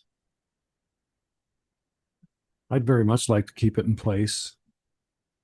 So help me understand which way I need to vote We're going to vote yes to leave it in place. Mike. Okay, so I think it wasn't used is correct what John said, but also when we were changing it to 2 acres, you don't need it. Does that make sense? So now that it's going to be 10 acres or something else, we probably still need it. Does that make sense? Yes. But there is a problem with it, and I just want to say I think we should approve the denial, but I don't know if it needs to be our committee, the development planning or zoning. The Lisa score, the way I understand it, there's 300 points. Most of it's the natural, the resource inventory. The way they charge for that needs to be fixed, because if you're only building a house on 2 acres and it's a 30-acre lot, you have to pay for all 30 acres, and it's a huge cost. Just pay for the 2 acres. And then also, I believe the 300 points on it, only 100 are actually land stuff. And our Lisa score is not the state one. We have changed it. So it needs to be, and I think like with Mrs. Gallagher here, Lynn, sorry, there's so many Lynns and Gallaghers on our committee. The research she's doing, maybe it comes up then, but it definitely needs to be reformed. Does that make sense? So I'm all right with approving it, or approving the zoning board's denial, but we have to keep looking at it because it doesn't work real well. And just to add to what you're saying, speaking to the issue of the smaller lots, we do administratively, we've talked internally about just requiring the natural resource inventory on the parcel that's being created, which makes perfect sense because that's what's being taken out of production. The risk with that, we would inform applicants of that, is if you change the outline of that parcel, then you might have to go back through. So be certain what you're proposing, but we have no problem administratively just limiting it to the smaller lot area. And that does make sense. Hearing no, oh, Diane. Well, I just want to echo, thank you, Mike, to bring that up. I think people who have not read the history of Lisa, it really is a tool that was revised in Joe Davis County. The state Lisa scoring system is different than what we're using. And during the ad hoc committee meetings, there was discussion about making some alterations, but there wasn't any real in-depth study on how that might occur. So if we send it back to the zoning board, I hope that the staff can kind of give us more of a training and education, a consideration of what we're really about. We're really about preserving ag and making the road safety and trying to encourage people to live in a closer to their communities, all those different issues, and not just look at it as only one tool. John Schultz. I have no animus against Lisa, but it should be the same rules that the state uses, not the ones we do. It tends to have higher scores because of the way it's calculated from this county. I concur with that. All right, seeing no other, John. I can't read the motion we're voting on. It gets kind of lost. Okay, we are going to vote to approve the denial of the proposed amendment to eliminate the requirement for a land evaluation site assessment Lisa score for any proposed converting of agricultural land to non-ag land. So if we vote, want to yes. use Lisa, you vote yes. If you want to use Lisa, you vote yes. If you don't want Lisa, you vote no. Correct. Correct. I Change it later if we want to. And I would recommend, again, if this is approved, if the denial is approved, this is something that the ZBA should take care of administratively. Right. If you were at the zoning meeting, they acknowledged several areas where changes could be made that I think are in line with what Mike said. I don't know that you need a separate motion sending. This is something they can take care of administratively. As far as I'm concerned, to change what they're using for the Lisa score doesn't need board approval. Okay, let's we beat this to death. So let's vote here. Roll call. Schultz, Aye. Allendorf, Aye. Ambrosia, Yes. Bastian, Yes. Fame, Yes. Creighton, yes. Dittmer, Yes. Endres, Aye. Diane Gallagher, Aye. Lynn Gallagher, Aye. Grzoffi, Aye. Pike Camp, Aye. Fireman, Holt, Aye. Lang, Aye. no, Aye. Trost. Yes. Motion carries. Thank you. Item 4. adopt an amendment to allow accessory units, ADUs, as a permitted use in any zoning district permitting residential development. You make the motion. I make that motion to approve. I'll second it. Motion's been made and seconded. Is there discussion? Mike? Yeah, just for you, if you guys don't know, so these are already allowed in ag areas, and they're called granny homes. So that's their nickname. So like if there's a farm and the family, the grandchildren want to move into the big house, they can build a smaller house or a smaller place for grandma or grandpa to live. And all we did was make them allowed everywhere, and for every that were we didn't change the rules or anything, so they still have certain rules to follow. It's just it's permitted in everywhere. So John Schultz. There are currently 4 districts. They're allowed in 2 already, and we're just asking to be allowed in all 4 of them. Okay. Okay, any further discussion? I just have a question. If it's not a grandchild moving into the house, if it's short-term guest accommodation, is this allowed? You cannot use an accessory dwelling unit for guest accommodations for our code. Thank you. Okay. Anyone else? Roll call. Allendorf, Aye. Ambrosia, Yes. Bastian, Yes. Bame, Yes. Creighton, Yes. Dittmer, yes, Endres, Aye. Diane Gallagher, Aye. Lynn Gallagher, Aye. Grisoffi, Aye. Heitkamp, Aye. Hireman, Holt, Aye. Lang, Aye. No, Aye. Schultz, Aye. Trouse. Aye. Motion carries. All right, item 5, adopt an amendment to the site development standards for properties licensed for guest accommodations to eliminate the requirement that guest parking spaces have a maximum slope of 8%, eliminate the standard that access roads, driveways leading into the property not exceed a slope of 15%, and eliminate the special side yard setback requirement of 5 feet per bedroom with a maximum setback of 35 feet, and require that setbacks applicable to the underlying zoning district. And I make that motion. I'll second it. Motion's been made and seconded. Is there discussion? Hearing none, roll call.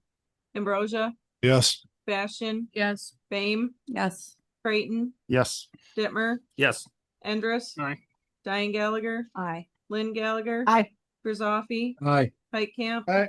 Hireman, Holt, No. Lang, Aye.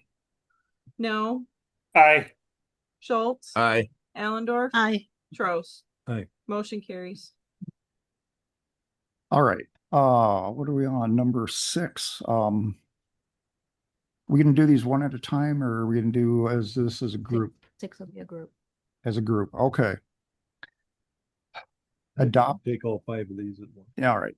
Adopt amendments to regulations of home occupations as follows. Permit home occupations to occur within a home on a property and or with an accessory building. Eliminate the maximum number of employees permitted on the property with no limitations on employees working off-site. Allow the sale of ancillary items not made, assembled on the property as part of the home occupation. Add language stating that equipment used of the home occupation shall not create a nuisance or excessive noise. Eliminate the prohibition on deliveries by tractor trailer combination trucks for home occupation uses, and and add the following as permitted home occupations: antiques, retail, automotive and other vehicle maintenance, repairs and services, veterinary clinics, and design, development, and other related services. And I will make that motion. Second, please. I'll second. Okay. Their motion was made and seconded. Is there discussion? Lynn? For item 5, we're adding home occupations. What occupations are already allowed? There's a huge list in the book.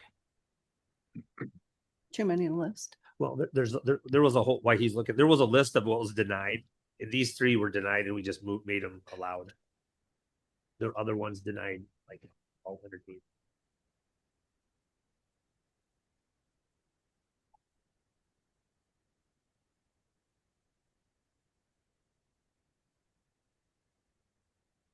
Okay, home occupations currently, let's see. Currently, you're only allowed to have the home occupation within the principal residence, no more than 4 employees who do not reside in the home.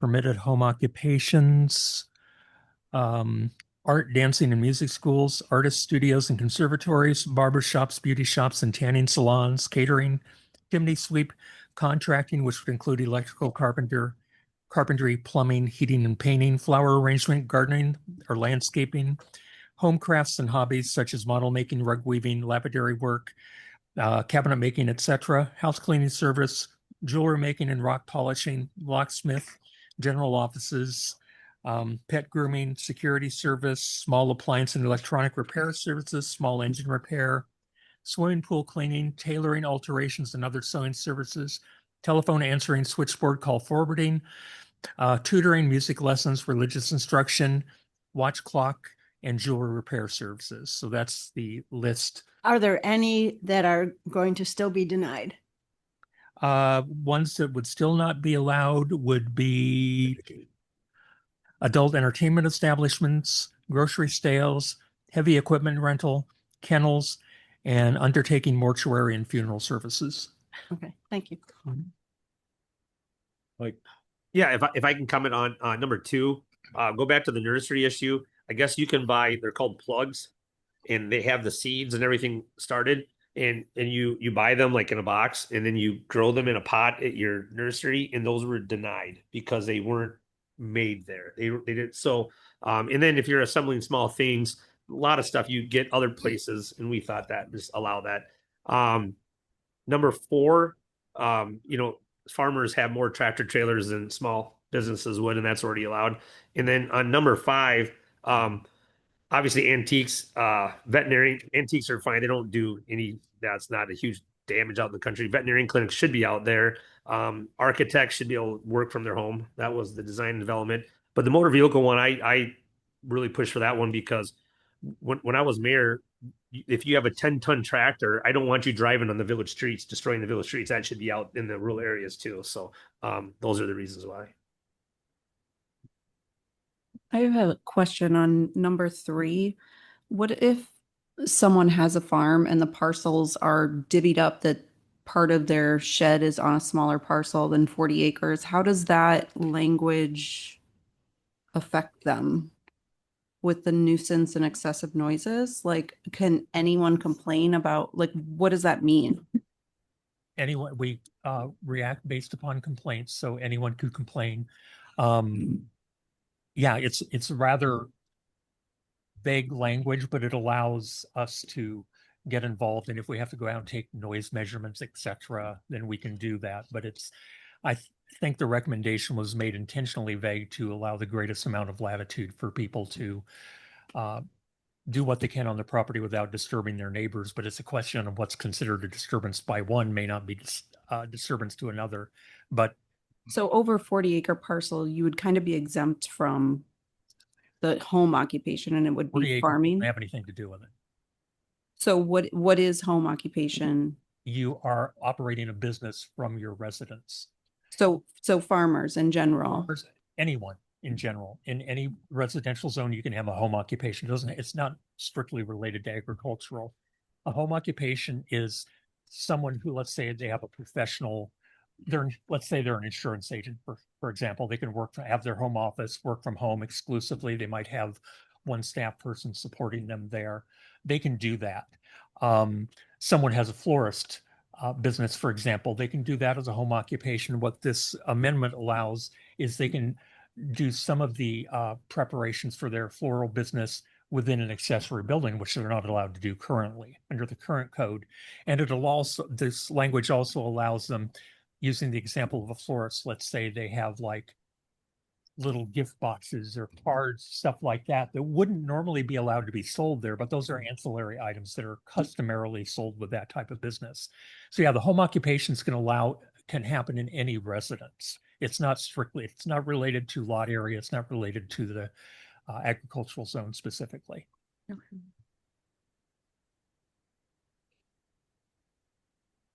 Any further discussion? Roll call. Bastian, Yes. Fame, Yes. Creighton, Yes. Dittmer, Yes. Endres, Aye. Diane Gallagher, Aye. Lynn Gallagher, Aye. Grisaffi, Aye. Heitkamp, Aye. Hireman, Holt, Aye. Lang, Aye. No, Aye. Schultz, Aye. Allendorf, Aye. Ambrosia, Aye. Trost. Aye. Motion carries. And finally, item 7, adopt amendments related to sign regulations as follows. Add language that when a non-conforming sign ceases to exist, a written notice shall be provided via certified mail that provides the sign owner 180 days following a receipt of notice to repair, replace, remove the sign within 180 days of receipt of the written notice. The zoning administrator may grant reasonable extensions of time for the sign to be brought into conformance. 2, create a new category of signs identified as local business off-premises signs, defined as businesses that physically located within the boundaries of Joe Davis County that is placed on a property other than the location of the business intended to promote local business enterprise in the county, subject to the following restrictions. Double-faced signs are permitted, limited to no greater than 32 square feet of sign face with an overall height above the adjacent grade of no greater than 20 of the top of the sign. No more than one local business off-premises sign structure shall be situated on a property. Sign structures may advertise more than one business as long as all other criteria for this section are met. Local businesses off-premises signs may be erected no closer than 1 mile from any other off-premises sign, including traditional billboards. In determining compliance with the standard, signs on both sides of the highway corridor shall be considered, and the sign shall be continually maintained in good condition. And I make that recommendation. Second. Thank you, John. Just a very brief history on how this came about.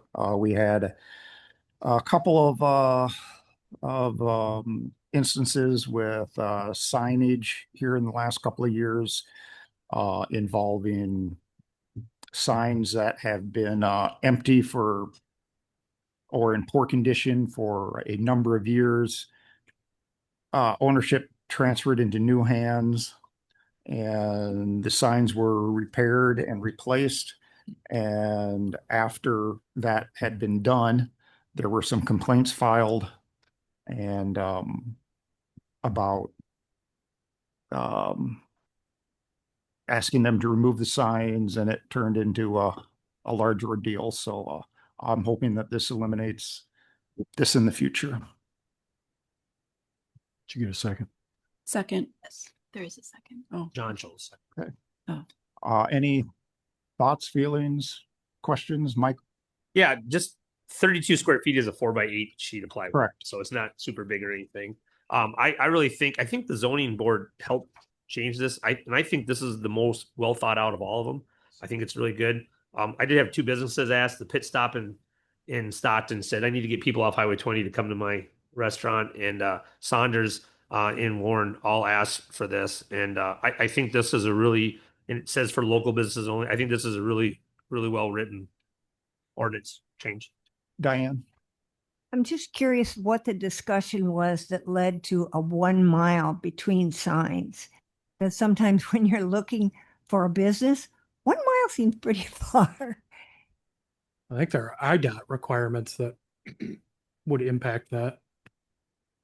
I don't know. I've been dealing with IDOT for a park sign, and I didn't get that information in the packet. That was, I actually drafted all of this language in January of this year in response to a special meeting of the ad hoc committee that we had.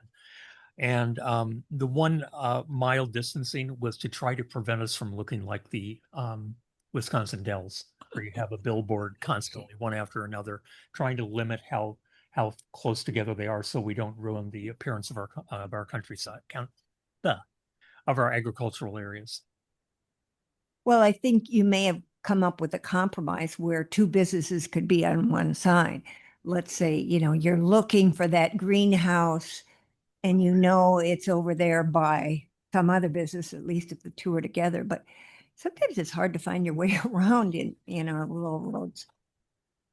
They're not always working. Lynn, Help me understand that if a sign ceases to exist, how you can repair, replace, or remove it. if a sign falls into disrepair, they can request that it be removed, repaired, or replaced. If it ceases to exist, I guess it's gone. So. Okay. Okay, is there any further discussion? Roll call. Bame, Yes. Creighton, Yes. Dittmer, Yes. Endres. Aye. Diane Gallagher. Aye. Lynn Gallagher. Aye. Rosoffi. Aye. Heitkamp. Aye. Hireman. Holt. Aye. Lang. Aye. No. Aye. Schultz. Aye. Allendorf. Aye. Ambrosia. Aye. Bastian. Aye. Trost. Aye. Motion carries. Okay, I'd just like to make this comment here. I'd like to thank Bill for his department for all they've done and bringing all this forward. Been a lot of work for you. We understand that. And for the zoning board of appeals, they do an excellent job. They follow the rules explicitly, and that's the way it's supposed to be. I also like to thank that the ad hoc committee that put most of this all together, or much of it. When I established the ad hoc committee, I made Corey Cassens the chairperson for that committee. And I went to Corey and I says, Corey, you're not here to rewrite the ordinance for zoning. You're here to tweak it and make it better for people that want to come into Daviess County, want to live here, and good for business. And I think that's exactly what they did. And I'm just very thankful for all the work that everybody has done on this, including this board. Continuing. Development planning, Diane. Thank you, Mr. Chairman. I'd like to bring forth the consideration of a recommendation to approve an ordinance creating Title 5, Chapter 13 of Daviess County Code of Ordinances regarding unsafe, dangerous, and uninhabitable structures. This was a recommendation of the Development and Planning Committee meeting that was held on June 23rd, 2026, and I second the motion. Motion's been made and seconded. Is there discussion? Hearing none, roll call. Creighton. Yes. Dittmer. Yes. Endres. Aye. Diane Gallagher. Aye. Lynn Gallagher. Aye. Rosoffi. Aye. Heitkamp. Aye. Hireman. Holt. Aye. Lang. Aye. No. Aye. Schultz. Aye. Allendorf. Aye. Ambrosia. No. Bastian. Yes. Bame. Yes. Trost. If you look at the pictures that was in the package, you'll understand what it's about. And I went there recently and it's worse. Oh, yes, it's far worse. There's more pictures. The yard, the growth, the habitat is at least 3 foot tall.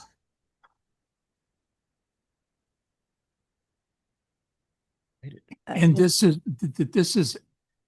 there are homes on either side of it, and there's a subdivision across the road from it. And there's kids and everything else in this neighborhood. thank you for helping Dunley Township out.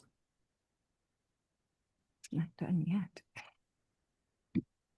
Mr. Chairman, I have another consideration for that recommendation from the Development and Planning Committee meeting held on June 23rd, 2026, to approve an ordinance amending the boundaries of the joint Northwest Illinois Certified Enterprise Zone to include AutoSmart Incorporated.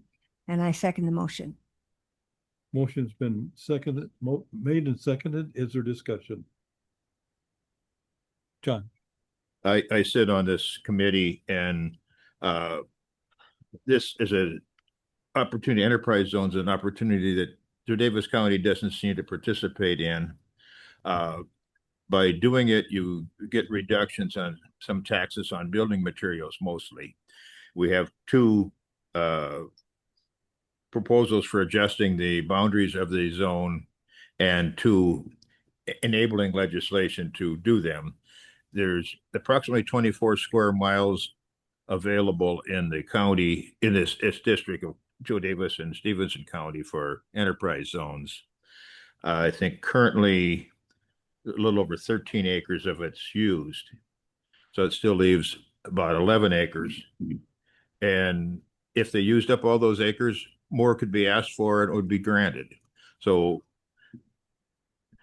the people building things in the county need to take advantage of this system.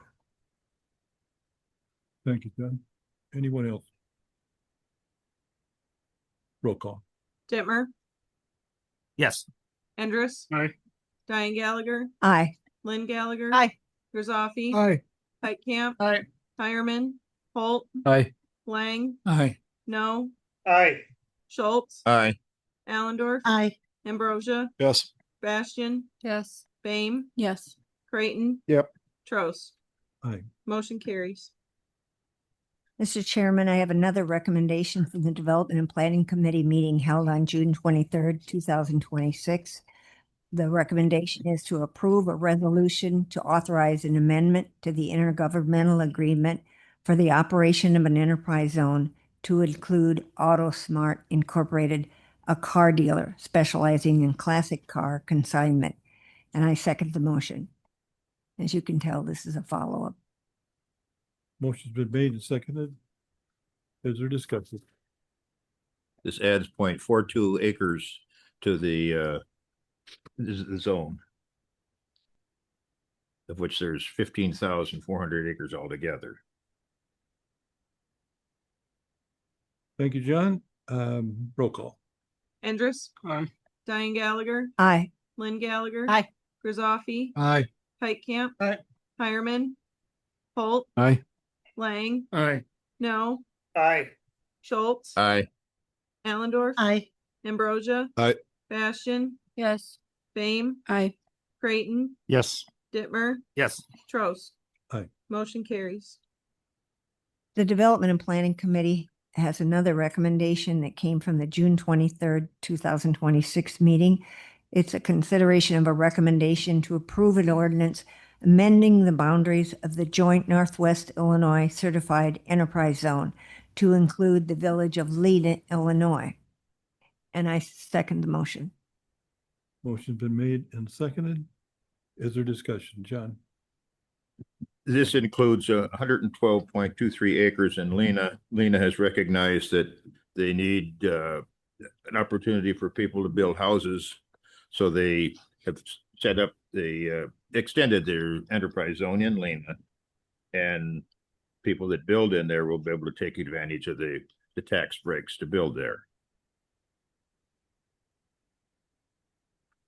Okay, is there further discussion? Roll call. Diane Gallagher, Aye. Lynn Gallagher. Aye. Grisaffi. Aye. Pike Camp. Aye. Hireman, Holt, Aye. Lang, Aye. No, Aye. Schultz, Aye. Allendorf, Aye. Ambrosia, Aye. Bastian, Yes. Bame, Aye. Creighton, Yes. Dittmer, Yes. Andrus. Aye. Trost. Aye. Motion carries. And the last recommendation that comes from the Development and Planning Committee held on June 23rd is a recommendation to approve a resolution to authorize an amendment to the intergovernmental agreement for the operation of an enterprise zone to include the village of Lena, Illinois. So it's just another follow-up. And I do want you to recognize that our membership in Northwest Illinois Economic Development does list things like this for the members on their website. Motion's been made and seconded. Is there discussion? John, you have something? Okay. Hearing none, roll call. Lynn Gallagher. Aye. Griswold. Aye. Camp. Aye. Fireman. Holt. Aye. Lang. Aye. No. Aye. Schultz. Aye. Allendorf. Aye. Ambrosia. Aye. Bastian. Aye. Bame. Aye. Creighton. Yes. Dittmer. Yes. Endress. Aye. Diane Gallagher. Aye. Trost. Aye. Motion carries. Social Environmental, Lynn Gallagher. Thank you, Oh, Mr. I'm Chairman. sorry, John Lang. Do you have anything? No. Okay. The General Assembly is out of session and you're safe. Okay, Lynn. Thank you. The Social and Environmental Committee has 3 items before you this evening. The first is consideration of a recommendation to approve an intergovernmental agreement between the City of Galena and Joe Davis County Transit. This is a recommendation of the Social and Environmental Committee meeting held June 18, 2026, and I second the motion. Motion's been made and seconded. Is there discussion? Hearing none, all those in favor signify by aye. Aye. Any opposed, say same. Second is consideration of a recommendation to approve a contract between Rosecrans and Joe Davis County Transit. This is a recommendation of the Social and Environmental Committee meeting held June 18, 2026, and I second the motion. Motion's been made and seconded. Is there discussion? Hearing none, all those in favor signify by aye. Aye. Any opposed, say same. And finally, consideration of a recommendation to approve a contract between the workshop and Joe Davis County Transit. This is a recommendation of the Social and Environmental Committee meeting held June 18, 2026, and I second the motion. Motion's been made and seconded. Is there any discussion? All those in favor signify by aye. Aye. Aye. Opposed, say same. Thank you very much, Lynn. John Creighton, Executive. 2 items tonight. First, consideration of a recommendation to approve an intergovernmental agreement with the City of Galena for the purposes of building a parking ramp located at the address commonly known as 311 North Bench. This is a recommendation of the Executive Committee held on July 6th. And I second that. Motion's been made and seconded. Is there discussion? Mike? Yeah, so I made my huge argument at the executive committee. I just would like to talk for a little bit. Actually, after the executive committee, there was a whole bunch of people there for the other issue, the secession issue. And I went outside and a woman afterwards, some of them were all talking, and a woman who I didn't know who it was talked to me and thanked me for arguing against it. And she said, "You forgot an argument." And I said, "What's that?" She said, "It's our taxpayer money that they're wasting." And I said, "I will let you guys know that." We hear all the time how fiduciary responsible we have to be. The original estimates for the courthouse was $12.5 million. And then it was passed at 15.5. And then it went to 17.5. And then with cost overruns, it went 18.7. And with this new parking structure, because of short-sightedness, it's going to be $19.9 million. And I'm constantly told we have no money for economic development, but we can find $7.7 million in our reserves for this. And also, this wasn't done by a referendum. Don't forget. It's going to be paid for. It was originally going to be paid for by cannabis money and grant money from the Rescue Act. But the rest is all coming from our reserves. And that wasn't done by a referendum. And I just, there's a funny saying, when you're in too deep, keep digging, but I got a different one. How about we stop digging? This $1.2 million we're spent on this, there's a million things I would spend it on. Anything else on the capital improvement plan, bridges, roads, railroad crossings, and of course, economic development. This, I don't know how this got to number 1 on our list. But I really think we need to think twice about this before we just keep sorry about that, writing a big check. So. Any further discussion? I was also at the executive meeting. The same woman had approached me because I had also expressed concern over how much this is going to cost. The sentiment that she gave was that herself and many others outside of Galena definitely feel like they're being left behind. So I think it's important that if we're going to be moving forward with something, we really take a look at what we're spending our money on.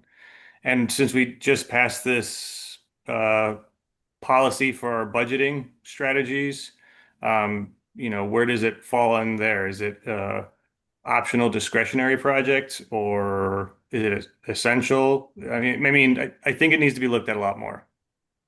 Can I make an observation as someone who is here every day?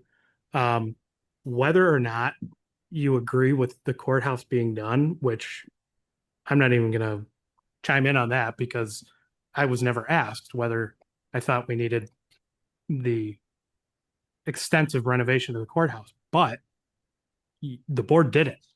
And it's a fundamental responsibility. If you're going to have a courthouse that's open to the public, you have to make it accessible to them. This courthouse, the parking situation does not make it accessible. We have an additional conservatively 50 to 70 cars when there is any jury trial, whether it's criminal or civil. We have people parking in private lots for apartments. We have people parking in no parking spots. We have people blocking traffic. Whatever you think of the money that was spent on the courthouse, it's done. This responsibility has been ignored of providing parking, has been ignored for 30 years. And I mean, let's face it, the bill has come due for that. So, to say this is throwing good money after bad, well, I don't think that's accurate because the money's been spent on the courthouse. This is the final piece that's needed to make it accessible to the public because not everyone may use the courthouse, certainly not every day of the year, but a lot of people in this county do use the courthouse. And if they have to compete with tourists, especially in the summer, all you have to do is try to come to this courthouse any day during the week and find a parking spot. Now add into that the functions that we have to provide to the public by law. The courts have to be open and accessible to the public. Every county official, countywide elected official, has to provide services to the public, and it's not convenient at all for them. So while I understand the fiduciary responsibility here, to me, that ship has sailed. This board, not everyone on here now in particular, but county boards have ignored this problem for 30, 40 years, and we finally have a somewhat viable solution. So to say that, this is a waste of money, I categorically disagree with that.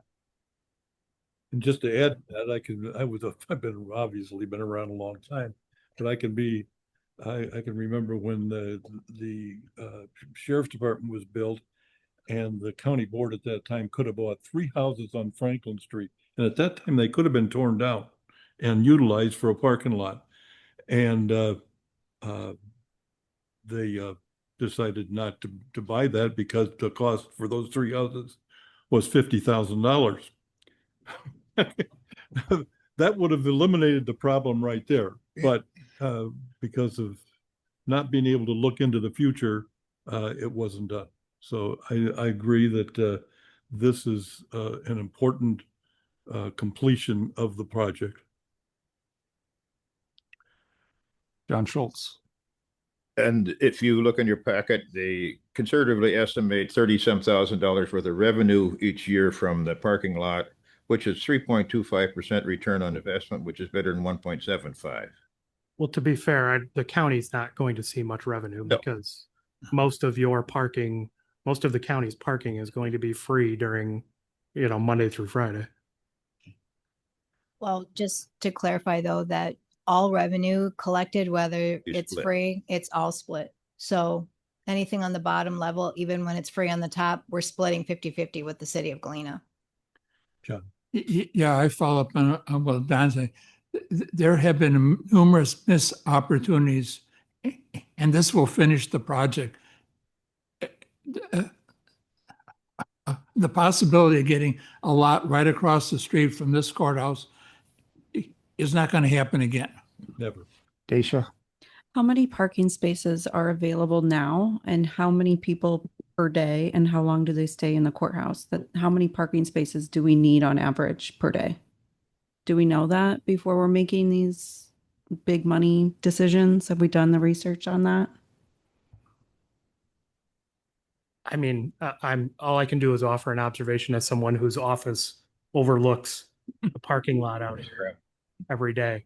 I mean, as far as I know, nobody's run the numbers on it, but it's not adequate. That's all I can tell you. Or like the parking across the street, like is that primarily employee or is it only the front 15-minute parking? Employees aren't allowed to park in the Meeker Street lot. Unless you're the guest of the month. I guess before saying yes to millions of dollars, potentially, I would like to see those numbers to quantify that to the public on why it's needed. I think that would help Logan too. Steve, I have a question on the parking during business hour during the week, Monday through Friday. Business only 8 to 4 p. It says the upper level will be retained exclusively by the county. Are we charging during the courthouse hours or not? Not for the upper deck, no. It says here that we are though. The agreement is a generic across the board. This basically, the IGA is to build it. The details will be hammered out later. How are we going to assure that only county businesses, people who are doing county business are using the county parking lot? You're not going to be able to, not effectively. We're going to have to work through that. We've talked about, there's all manner of options.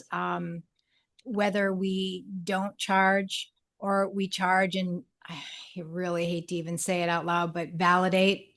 Nobody wants to do that, but it's going to be difficult. It's going to be difficult to manage it, but at least we will have free parking available to the public. If I would imagine if we have people that are continually parking, we had that in our parking lot over here in front. And, we had a tow zone, so we had people attempt to park there and, they were told to leave and they left. Mike? Maybe we should figure that out before we spend $1.2 million, how that's going to work. Yeah. That's the And have we checked, wouldn't it be cheaper if the city of Galena builds it and we rent spaces for them for 30 years of the life of the building? That might be cheaper than $1.2 million. I think there's a lot more options yet to go through. Well, I know what the discussions were with the city of Galena. This is happening because the county was willing to have the discussion about going half and half. If the city is responsible for building all of it, I think that's probably a different discussion. I was just going to ask that, now that the discussion has gone forward, would the city ever rethink about maybe they just want 100% ownership of it? I'm just curious. I mean, this is literally the same conversation that's been had for 30 or 40 years as to why the county never acquires parking. I mean, this is just surreal. Yeah. I have a question. If this does get approved and moves forward, is there a time limit that the county would benefit from our agreement, or would it expire and then all of it goes to Galena, or I guess how does that work? It can be this specific type of contract can go for a very long time. Again, this is just the agreement to basically go forward with the project. This document isn't intended to govern every aspect of the relationship, but whereas there are restrictions on some types of contracts that the county can enter into, this would be a much longer term type of contract.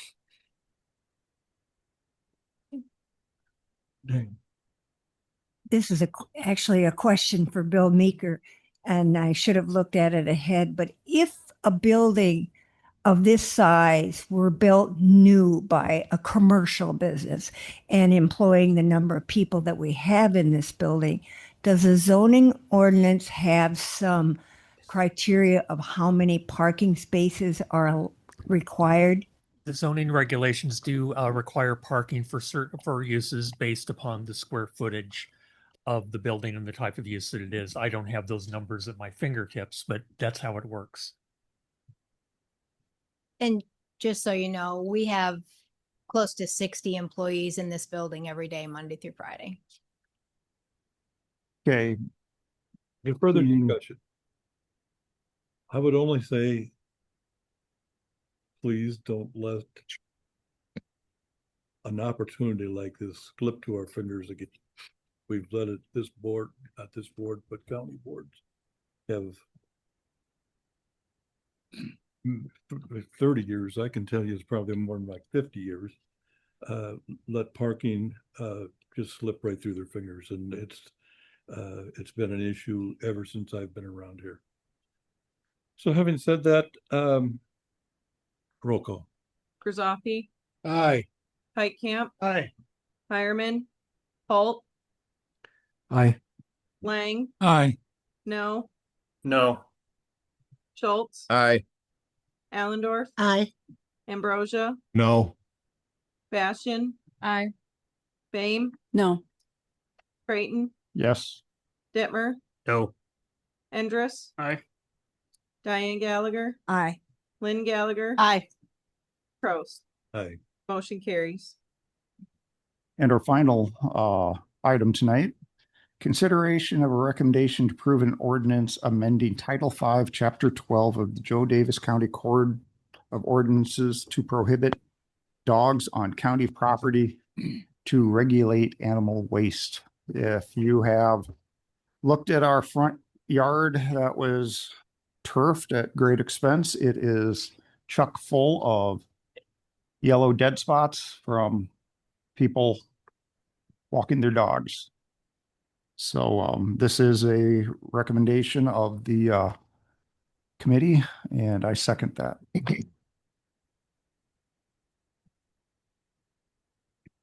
Motion's been made and seconded.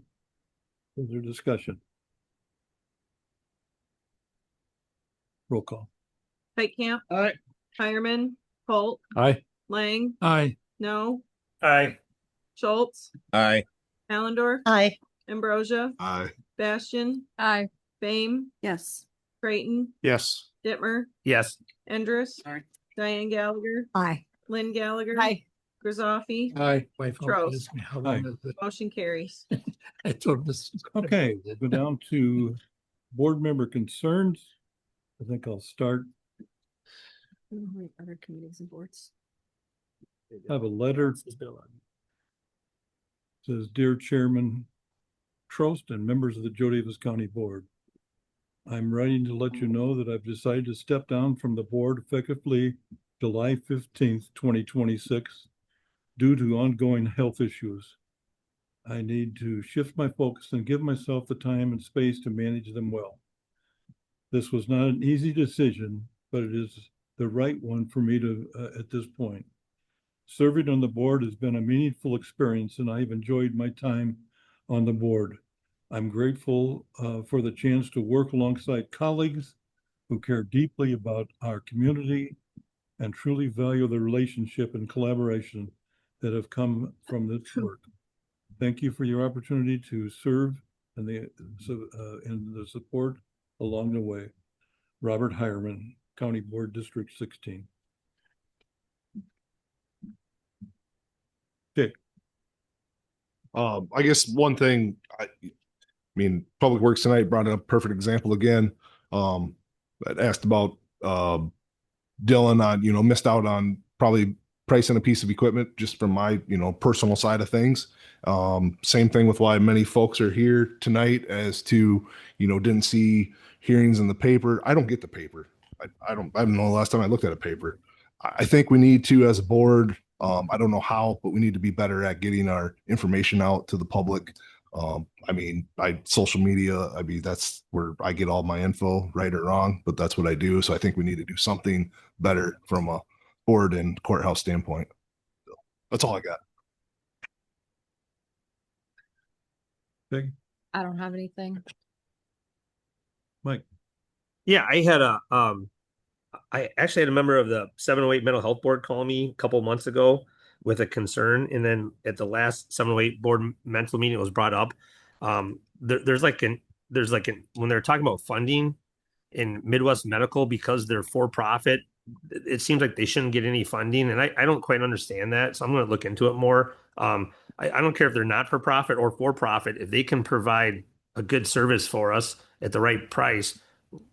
I don't know why that's an issue. So it's something I'll look into. So Midwest Medical is not for profit. I think according to this person, they are, and so they shouldn't get funding is what the two statements were. So But I served on the board. They're not for profit. so okay, good. I have nothing.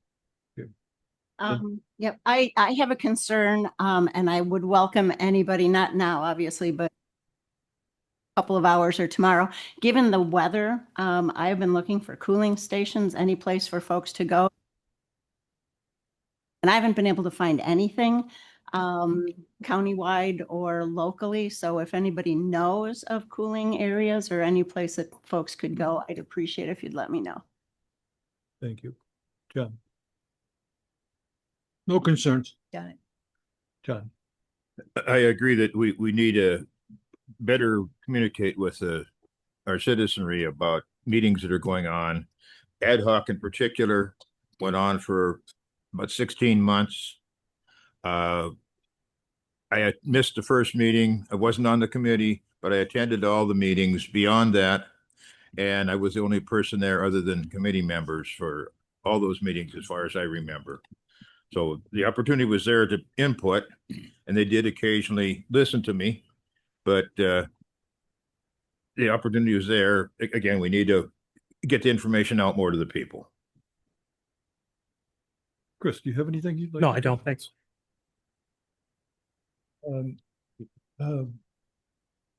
Diane.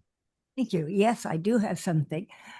We had quite a large packet, almost 400 pages.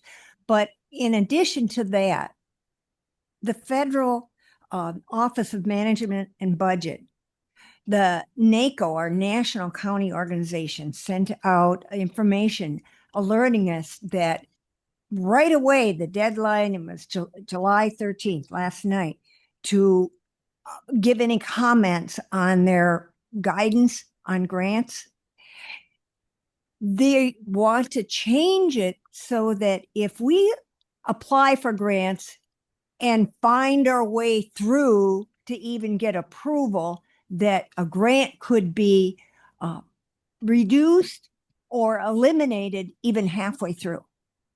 So we always want to look for grants, but this kind of action, and thankfully NACO was taking action on it, and other groups were sending letters. Black Hawk Hills sent a letter. They want to feel secure that when we seek money and hopefully get approved by money, and that approval comes through by staff members and departments, that it's not based on short-term interest or directions, that it's really meant to help our own populace. So I want you to know that Black Hawk Hills and there were probably others that did respond to that, but just be aware some of those things go on much higher up than here. Yeah, I think the reason we've had some zoning issues more than when the comprehensive plan. The comprehensive plan went out and did sessions all over the county. I mean, they questioned people at the football games or in other places and got input, and that's the reason the comprehensive plan went to better together, because there was more public input, because it went out and got it. The ad hoc committee just met at the courthouse, or the temporary courthouse. Thank you, John. Joe. Yeah, as a representative over at the Dubuque Metropolitan Area Transportation thing, we're working on now is a long-range transportation plan for the area. And if anybody has any input they want to put into it, talk to me sometime. tomorrow morning, I'm going to be meeting with the city manager in East Dubuque and somebody from DMATS and somebody from the Illinois Department of Transportation concerning the bridge in East Dubuque and floodwaters, number of things. I'll find out tomorrow morning. Thank you. None. Good. What? I'm good. I'm good. Okay, very good. Well, this is the most important. Oh, I'm sorry. I'm good too. Logan, do you have anything? Said he was good. No, I'm good. I was just going to echo what Jacob and John Schultz said. Ways that we can improve our communication. All right. Citizens' comments.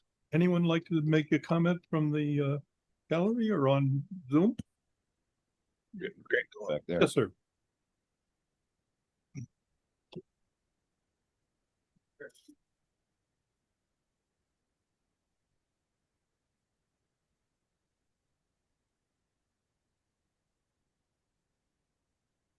Well, no, not very legible.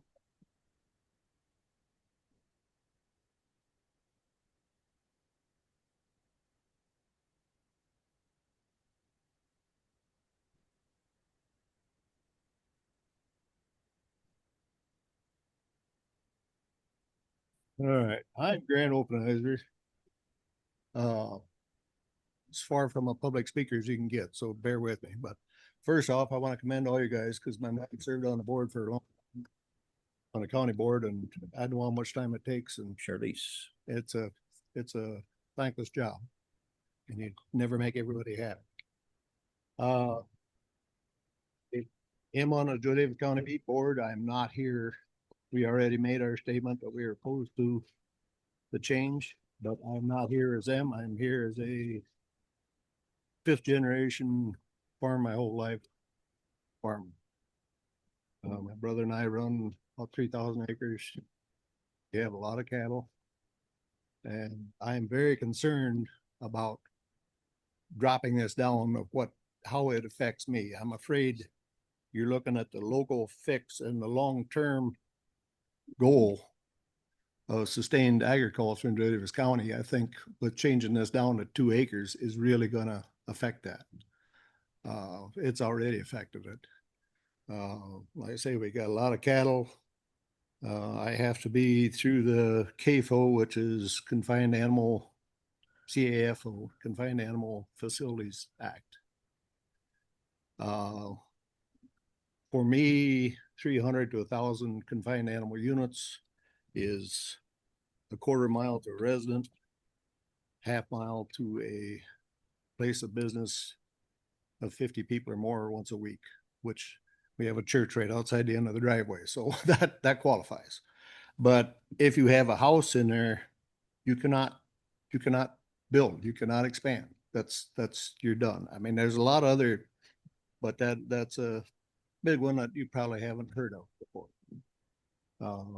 And there's things with bees, there's things with vineyards, there's just a lot of challenges as a livestock producer in the county. And I think this is just going to add to it.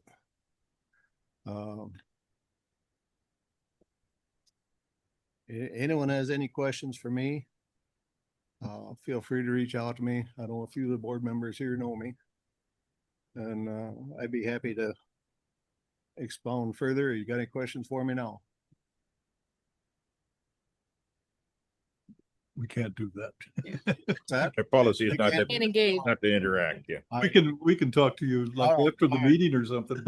I think, the committee meetings, I have not been to any of them, but I've been keeping abreast to it. By what I've heard, the recommendations were definitely one-sided. And I'm not sure that all of you are perceiving that way. I'm not sure why, at these meetings, the general majority that elected you are against changing this, why it's even still an issue. So that's all I got to say. Thank you, sir. Yep. Is there anyone else like to get to speak?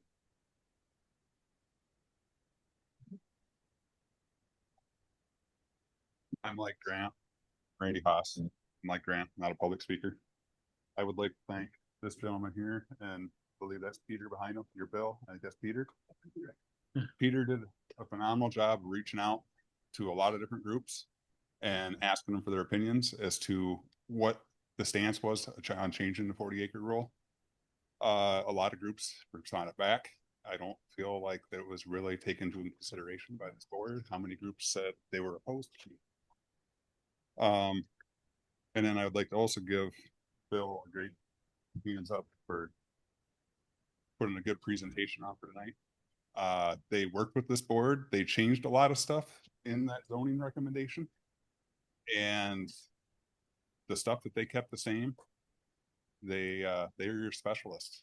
They were the people that you guys are supposed to lean on to give you recommendations, and you just shut the door in their face. That's all I got to tell you guys, and I feel you lost out on a valuable resource here. Anyone else? Yes.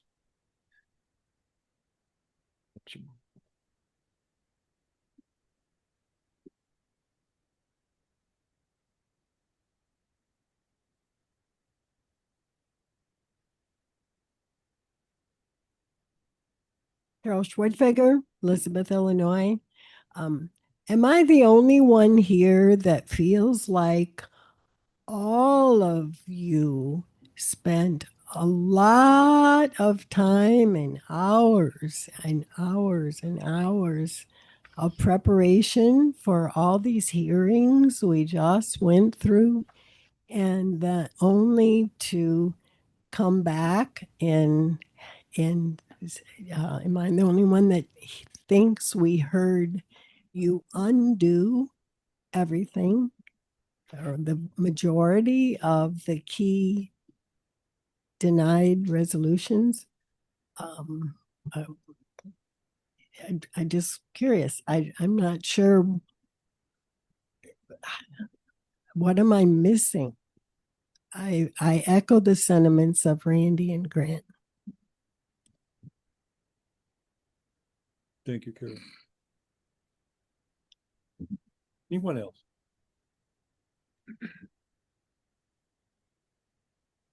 Anyone on Zoom that would like to speak? All right. Can I have a motion to adjourn? So move. So move. Motion was made and seconded. All those in favor signify by aye. Aye. Opposed, say nay. Time is 9:43.